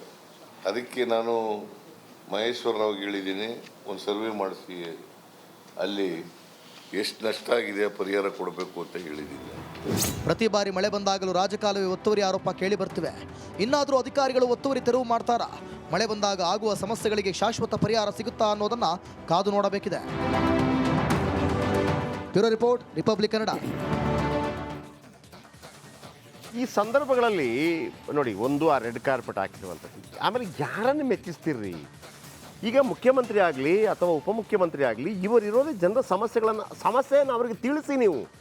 ನೀವೇನು ಮಾಡ್ತಾ ಇದ್ದೀರಿ? ಸಮಸ್ಯೆ ಇಲ್ಲ, ರೆಡ್ ಕಾರ್ಪೆಟ್ ಹಾಕಿ ಅಲ್ಲ ನಿಮ್ಮ ಕೆಲಸ. ಆಯಿತು, ನಿಮಗೆ 4 ಬೈಬೋದು, ಅದು ಬೇರೆ ವಿಚಾರ. ಆಮೇಲೆ CM ಸಿದ್ದರಾಮಯ್ಯನವರೇ ಅವತ್ತು ಕೊರೋನಾ ಬಂದಿದ್ದಾಗ ನೀವೊಂದು ಮಾತು ಹೇಳಿದ್ರಿ, ನನಗೆ ಈಗಲೂ ನೆನಪಿದೆ, ಒಂದು ಇಂಟರ್ವ್ಯೂ ನನ್ನ ಹತ್ರನೇ ಹೇಳಿದ್ದೀನಿ. ನೀವಾದರೆ ಏನು ಮಾಡ್ತಾಯಿದ್ರಿ? ತಕ್ಷಣಕ್ಕೆ 10,000 ರೂಪಾಯಿ ಬಿಡುಗಡೆ ಮಾಡ್ತಾಯಿದ್ದೆ ಪ್ರತಿಯೊಬ್ಬರು ಒಂದೊಂದು ಕುಟುಂಬಗಳಿಗೆ ಅಂತ ಹೇಳಿದ್ರು. ಇಂಥ ಸಂದರ್ಭದಲ್ಲಿ ಅಟ್ಲೀಸ್ಟು ಈ ಪ್ರಾಬ್ಲಮ್ ಆದಾಗ ಆ ಮನೆಯವರಿಗೆ ಒಂದು ಅಮೌಂಟ್ ಬಿಡುಗಡೆ 2,500 ರೂಪಾಯಿ ಕೊಟ್ಟಿದ್ದಾರೆ. 2,500 ರೂಪಾಯಿ ನಿನ್ನೆ ಕೊಟ್ಟಿದ್ದಾರೆ. ಅವ್ರು ಹೇಳಿದ್ರು ಈ ಭಿಕ್ಷೆ ನೀವೇ ತಗೊಂಡೋಗಿ, ಯಾಕಂತಂದ್ರೆ ನಮ್ಗೆ ಅಲ್ಲಿ ಕೆಳಗಡೆ ಕ್ಲೀನ್ ಮಾಡ್ಸಕ್ಕೆ ಇದೆಯಲ್ಲ, ಬೆಂಗಳೂರಲ್ಲೆಲ್ಲ ಸಾಧ್ಯ ಇಲ್ಲ. ಈಗ ಗ್ರಾಮೀಣ ಪ್ರದೇಶದಲ್ಲಿ ಏನೋ ಒಂದು ಕೊಟ್ಟರೆ ಅಂತೇಳಿ 2,500 ರೂಪಾಯಿ ತಕ್ಷಣಕ್ಕೆ ಅದು ತುಂಬ ಮನೆಗಳಿಲ್ಲ. ಫಸ್ಟ್ ಮನೆಗಳನ್ನು ಪತ್ತೆ ಹಚ್ಚೋದು, ಒಂದು 10,000 ರೂಪಾಯಿ ಬಿಡುಗಡೆ ಮಾಡಿದ್ರೆ ಏನಾಗುತ್ತೆ, ಅಟ್ಲೀಸ್ಟ್ ಅವರು ಸರ್ಕಾರ ಇಲ್ಲದೆ ಇದ್ರು ಕೂಡ ನಿಮ್ಗೆ ಕೊಟ್ಟಿದ್ದೀರ ಒಂದು ಟರ್ಪಲ್ಲೋ ಮತ್ತೊಂದು ಏನಾದರೂ ಒಂದು ಮಾಡ್ಕೋತಾರೆ ಅಂತ. ನೀವು ಅಧಿಕಾರಿಗಳಿಗೂ ತಲೆನೋವಿಲ್ಲ, ಅಧಿಕಾರಿಗಳ ಹಂಚೋ. ಇವ್ರ ಹಿಪೋಕ್ರಸಿ ಏನು ಗೊತ್ತಾ ಸರ್? ಇವರು 5 ವರ್ಷದಿಂದ ಸಾಯಿ ಲೇಔಟ್ಗೆ ನೀರು ನುಗ್ತಾನೆ ಇದೆ. 5 ವರ್ಷದಿಂದ ನುಗ್ತಾ ಇದೆ. ಇವರಿಗೆ ಅಲ್ಲಿ ನೀರು ನುಗ್ಗಿದಾಗ ಅದಕ್ಕೊಂದಿಷ್ಟು ಫಂಡ್ ಬಿಡುಗಡೆ ಆಗಿ ಅದರಲ್ಲಿ ಒಂದಿಷ್ಟು ಜೇಬಿ. ಹೌದು, ಅದೇ ಬೇಕಿರೋದು ಅವ್ರಿಗೆ. ನಿರಂತರವಾಗಿರ್ಬೇಕು. ಮುಗಿದೋಯ್ತಲ್ಲ, ಮುಗಿದೋಯ್ತು. ಇವ್ರು ಇವತ್ತು ಹೇಳ್ತಾ ಇದ್ದಾರಲ್ಲ CM, ಇದು ನಾನು ಹೇಳಿದ್ದೀನಿ ಸರ್ವೆ ಆಗಿ, ಯಾವಾಗ ಸರ್ವೆ ಆದಾಗ ಸರ್ಕಾರ ಹೋಗಿರುತ್ತೆ. ಯಾಕೆ ಮಾಡದೆ ಕೂತ್ಕೊಂಡಿದ್ದಾರೆ? ಅಲ್ಲ, ಸರ್ವ ಪಕ್ಷಗಳಲ್ಲಿ ಒಂದು ಬರೋದಿಲ್ವಾ? ಈಗ ಒಂದು ಪ್ರಾಬ್ಲಮ್ ಇದೆ ಈ ಊರಲ್ಲಿ, ಈ ಏರಿಯಾದಲ್ಲಿ, ಇದಕ್ಕೆ ಏನಾದರೂ ಮಾಡಬೇಕು ಅಂತ ಹೇಳಿದ್ದಾಗ ಸಮಸ್ಯೆಗಳೇ ಉಂಟಾಗೋದಿಲ್ಲ. ನಿಮಗೆ ಇಚ್ಛಾಶಕ್ತಿ ಇಲ್ಲ ಅಷ್ಟೇ ನಾವು ಹೇಳ್ತಾ ಇರುವಂಥದ್ದು. ನೆಕ್ಸ್ಟ್ ನೋಡಿ, ನಿನ್ನೆ ಸಿಟಿ ರೌಂಡ್ಸ್ ವೇಳೆ ಜನರನ್ನ ಕೂಡಿ ಹಾಕಿದ್ದಾರೆ. ಸಂಕಷ್ಟ ಹೇಳ್ಕೊಳಕ್ಕೆ ಬಂದಿರತಕ್ಕಂಥ ಜನರನ್ನ ವರ್ತೂರ್ನಲ್ಲಿ ಕೂಡ ಹಾಕಿದ್ದಾರೆ. ಶಾಲೆ ಕಾಂಪೌಂಡ್ ಒಳಗಡೆ ಜನರನ್ನ ಕೂಡ ಹಾಕಿ ಆಮೇಲೆ CM ಹೋದ್ಮೇಲೆ ಬಿಟ್ಟಿದ್ದಾರೆ. ಏನ್ ದನಗಳ ಜನಗಳನ್ನ ಶಾಲೆಯ ಕಾಂಪೌಂಡ್ ಒಳಗಡೆ ಕೂಡ ಹಾಕಿ ಬೀಗ ಹಾಕಿದ್ದಾರೆ ಗೇಟ್ಗೆ.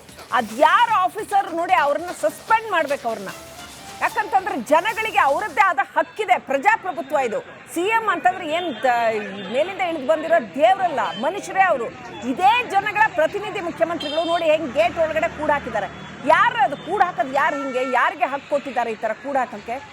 ತೆಗಿಬೇಕಲ್ವಾ ಅವ್ರನ್ನ? ಅದು ಯಾರು ಅಂತ ಆಫೀಸರ್, ಯಾರು ಅದಕ್ಕೆ ಇನ್ಚಾರ್ಜ್, ಅಲ್ಲಿ ಇದ್ದಿದ್ದು ಸೆಕ್ಯೂರಿಟಿ ಆಫೀಸರ್ ಅಥವಾ ಪೊಲೀಸ್ ಯಾರು ಡಿಸಿಷನ್ ತಗೊಂಡಿದ್ದು ಅಂತ ನೋಡಿ ಸಸ್ಪೆಂಡ್ ಮಾಡ್ಬೇಕು ಅವ್ರನ್ನ. ಇಷ್ಟೋ ಜನಗಳ ಹಕ್ಕು, ಅಲ್ಲಿದ್ದಂತಹ 100 ಜನಗಳ ಹಕ್ಕಿದೆಯಲ್ಲ, ಅದನ್ನ ಕಿತ್ಕೊಳಕ್ ಇವ್ರು ಯಾರು? ಇವರು ನೋಡಿ ಜನಗಳನ್ನ ಹೆಂಗ್ ಕೂಡ ಹಾಕಿದ್ದಾರೆ ಇಂಥ ಸಂಕಷ್ಟದ ಸನ್ನಿವೇಶದಲ್ಲಿ. ಸಿಎಂಗೆ ಮನವಿ ಕೊಡೋದಕ್ಕೆ ಬಂದಿರತಕ್ಕಂತಹ ಜನಗಳನ್ನ ಸ್ಕೂಲ್ ಕಾಂಪೌಂಡ್ ಒಳಗಡೆ ಹಾಕಿ ಗೇಟ್ಗೆ ಲಾಕ್ ಮಾಡಿದ್ದಾರೆ, ಸಿಎಂ ಹತ್ರ ಬರಬಾರ್ದು ಅಂತ. ಕೊನೆಗೂ ಸಿಎಂ ಹೊರಟೋದ ಮೇಲೆ ಗೇಟ್ನ ಓಪನ್ ಮಾಡ್ತಾರೆ ಇವರು. ಇವ್ರು ಯಾರು? ಇವ್ರು ಜನಗಳನ್ನ ಹಿಂಗೆ ಕೂಡ ಹಾಕಕ್ಕೆ? ಅಂತ ಮುಖ್ಯಮಂತ್ರಿಗಳಾಗಿದ್ರೆ, ಅವರು ಜನಗಳ ಹತ್ರ ಬರೋದು ಬೇಡ ಅಂತ ಅನ್ನೋ ಮುಖ್ಯಮಂತ್ರಿಗಳಾಗಿದ್ರೆ ಮನೇಲಿ ಕೂತ್ಕೊಳ್ಳಿ. ಅವರು ಮುಖ್ಯಮಂತ್ರಿ ಸ್ಥಾನ ಇರೋದೇನೆ ಜನಗಳಿಗೆ ಸೇವೆ ಮಾಡೋದಕ್ಕೋಸ್ಕರ. ಓಕೆ, ಮತ್ತೊಮ್ಮೆ ಸಿದ್ದರಾಮಯ್ಯನವರೇ ಮತ್ತು ಡಿ.ಕೆ. ಶಿವಕುಮಾರ್ ಅವರೇ, ನೀವು ಗಮನಿಸ್ತಾ ಇದ್ದರೆ ಜನಗಳು ಸಂಕಷ್ಟದಲ್ಲಿದ್ದಾರೆ. ನೀವು ಅವರ ಬಳಿಗೆ ಬಂದಾಗ ಅವರಿಗೆ ಮುಖ್ಯವಾಗಿ ಅವಕಾಶ ಕೊಡಬೇಕು. ಅಥವಾ ಕೊಡದಿದ್ರೂ ಕೂಡ ಈಗ ಒಂದು ಪ್ರತಿಭಟನೆ ಆಗುತ್ತೆ, ಮತ್ತೊಂದಾಗುತ್ತೆ. ನಾವೇನು ಹೇಳ್ತೀವಿ, 4 ಜನ ಬರ್ರಪ್ಪ, ನಿಮ್ದು ಏನಿದೆ ಪ್ರಾಬ್ಲಮ್ಗಳು ಹೇಳಿ. ಅದನ್ನು ಹೇಳ್ತೀವಿ. ನೀವು ಯಾಕೆ ಅಡ್ಡ ಬರ್ತೀರಿ ಜನಗಳ? ಈಗ ಮಳೆ ನೀವು ಬರೆಸಿದ್ದ ಅಧಿಕಾರಿಗಳು ಬರೆಸಿದ್ದಲ್ವಲ್ಲ. ಆಮೇಲೆ ಮುಖ್ಯಮಂತ್ರಿ DCM ಹೇಳಿದಾರಲ್ವಾ, ನಾವು ಮಳೆ ನಿಲ್ಸಕ್ಕಾಗತ್ತಾ ಅಂತ. ಹವಾಮಾನ ಇಲಾಖೆ ಮುನ್ಸೂಚನೆ ಇತ್ತು ಅವರಿಗೆ 1 ತಿಂಗಳು ಮುಂಚೆ. ಹವಾಮಾನ ಇಲಾಖೆ ಈ 4 ದಿನ ಅತಿಯಾದ ಮಳೆ ಸುರಿಯಲಿದೆ, ಇಂತಿಷ್ಟು ಮಿಲಿಮೀಟರ್ ಮಳೆ ಸುರಿಯುತ್ತೆ ಅಂತ ಕೂಡ ಮುನ್ಸೂಚನೆ ಕೊಟ್ಟಿದೆ. ಆಯ್ತಪ್ಪ, ಓಕೆ, ಈಗ ಮಳೆ ಬಂತು, ಮತ್ತೊಂದಾಯ್ತು. ಆದರೆ ಅವರ ಆಹ್ವಾನವನ್ನು ಹೇಳೋದಕ್ಕೆ ಅವಕಾಶ ಕೊಡಿ. ಮುಖ್ಯಮಂತ್ರಿಗಳು ಅಟ್ಲೀಸ್ಟ್ ಅರ್ಥ ಆಗಲಿ ಸಮಸ್ಯೆ ಏನು ಅಂತೇಳಿ. ನೀವ್ಯಾಕೆ ಮಧ್ಯದಲ್ಲಿ ಕಡ್ಡಿ ಅಲ್ಲಾಡಿಸ್ತೀರಿ ಹೋಗದಂಗೆ? ನಿಮ್ಮ ಪ್ರಾಬ್ಲಮ್ ಏನು? ನೀವು ಯಾವುದು ಗೊತ್ತಾ, ನೀವು ತಡಿಬೇಕಾಗಿರುವಂಥದ್ದು, ಒಂದು ವೇಳೆ ಪ್ರಧಾನಮಂತ್ರಿಗಳು ಮುಖ್ಯಮಂತ್ರಿಗಳು ಬಂದಾಗ ಈ ಕಪ್ಪು ಬಾವುಟ ಪ್ರದರ್ಶನ ಇದೆಲ್ಲ ಸ್ವಲ್ಪ ಮಾಡಬಾರ್ದು ಅನ್ನೋ ಕಾರಣಕ್ಕಾಗಿ ನೀವು ಎಚ್ಚರಿಕೆ ವಹಿಸ್ಬೇಕು. ಬಿಟ್ಟರೆ ಇದಲ್ಲ, ಇದು ಜನಸಾಮಾನ್ಯರ ಅಳಲು. ಇವರ ಧ್ವನಿಯನ್ನು ಕೇಳಕ್ಕಿರೋದೇ ಮುಖ್ಯಮಂತ್ರಿಗಳು. ಇದು ರಾಜಕೀಯ ಅಲ್ಲ. ಇದು ಅಲ್ಲಿ BJP ಓಟ್ ಹಾಕಿದ್ನೋ ಕಾಂಗ್ರೆಸ್ ಓಟ್ ಹಾಕಿದ್ನೋ ಅಲ್ಲ. ಒಮ್ಮೆ ಮುಖ್ಯಮಂತ್ರಿ ಆದ ನಂತರ ಪ್ರತಿಯೊಬ್ಬರು ಕೂಡ ಮುಖ್ಯಮಂತ್ರಿ. ಆ ಜನಗಳ ಸಮಸ್ಯೆಗಳನ್ನು ಅವರು ಆಲಿಸಬೇಕು. ಇಲ್ಲಾಂತಂದರೆ ಯಾವ ನಾಯಕರು ಅವರೆಲ್ಲ?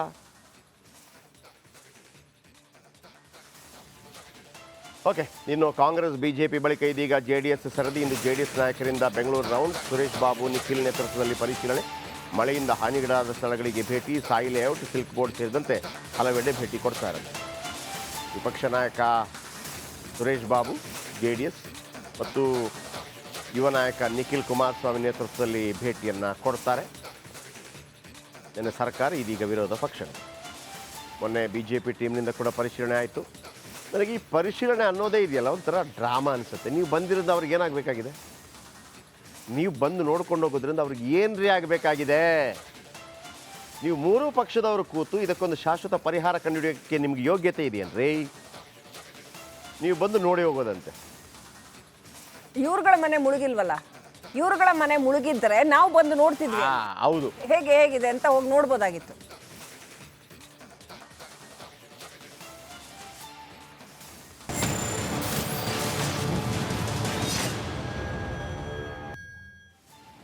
Welcome back. ಭಾರತ ಪಾಕ್ ಕದನ ವಿರಾಮ ನನ್ನಿಂದಲೇ ಆಗಿದ್ದು ಅಂತ ಮತ್ತೊಮ್ಮೆ ಬಡಾಯಿ ಕೊಚ್ಚಿಕೊಂಡಿದ್ದಾರೆ Donald Trump.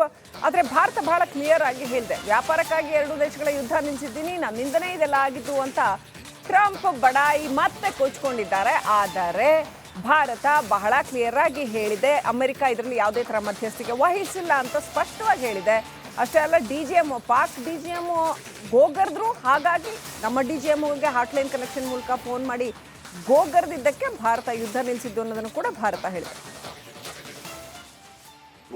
It's like if you take a look at what we just did with Pakistan and India, we settled that whole thing, and I think I settled it through trade.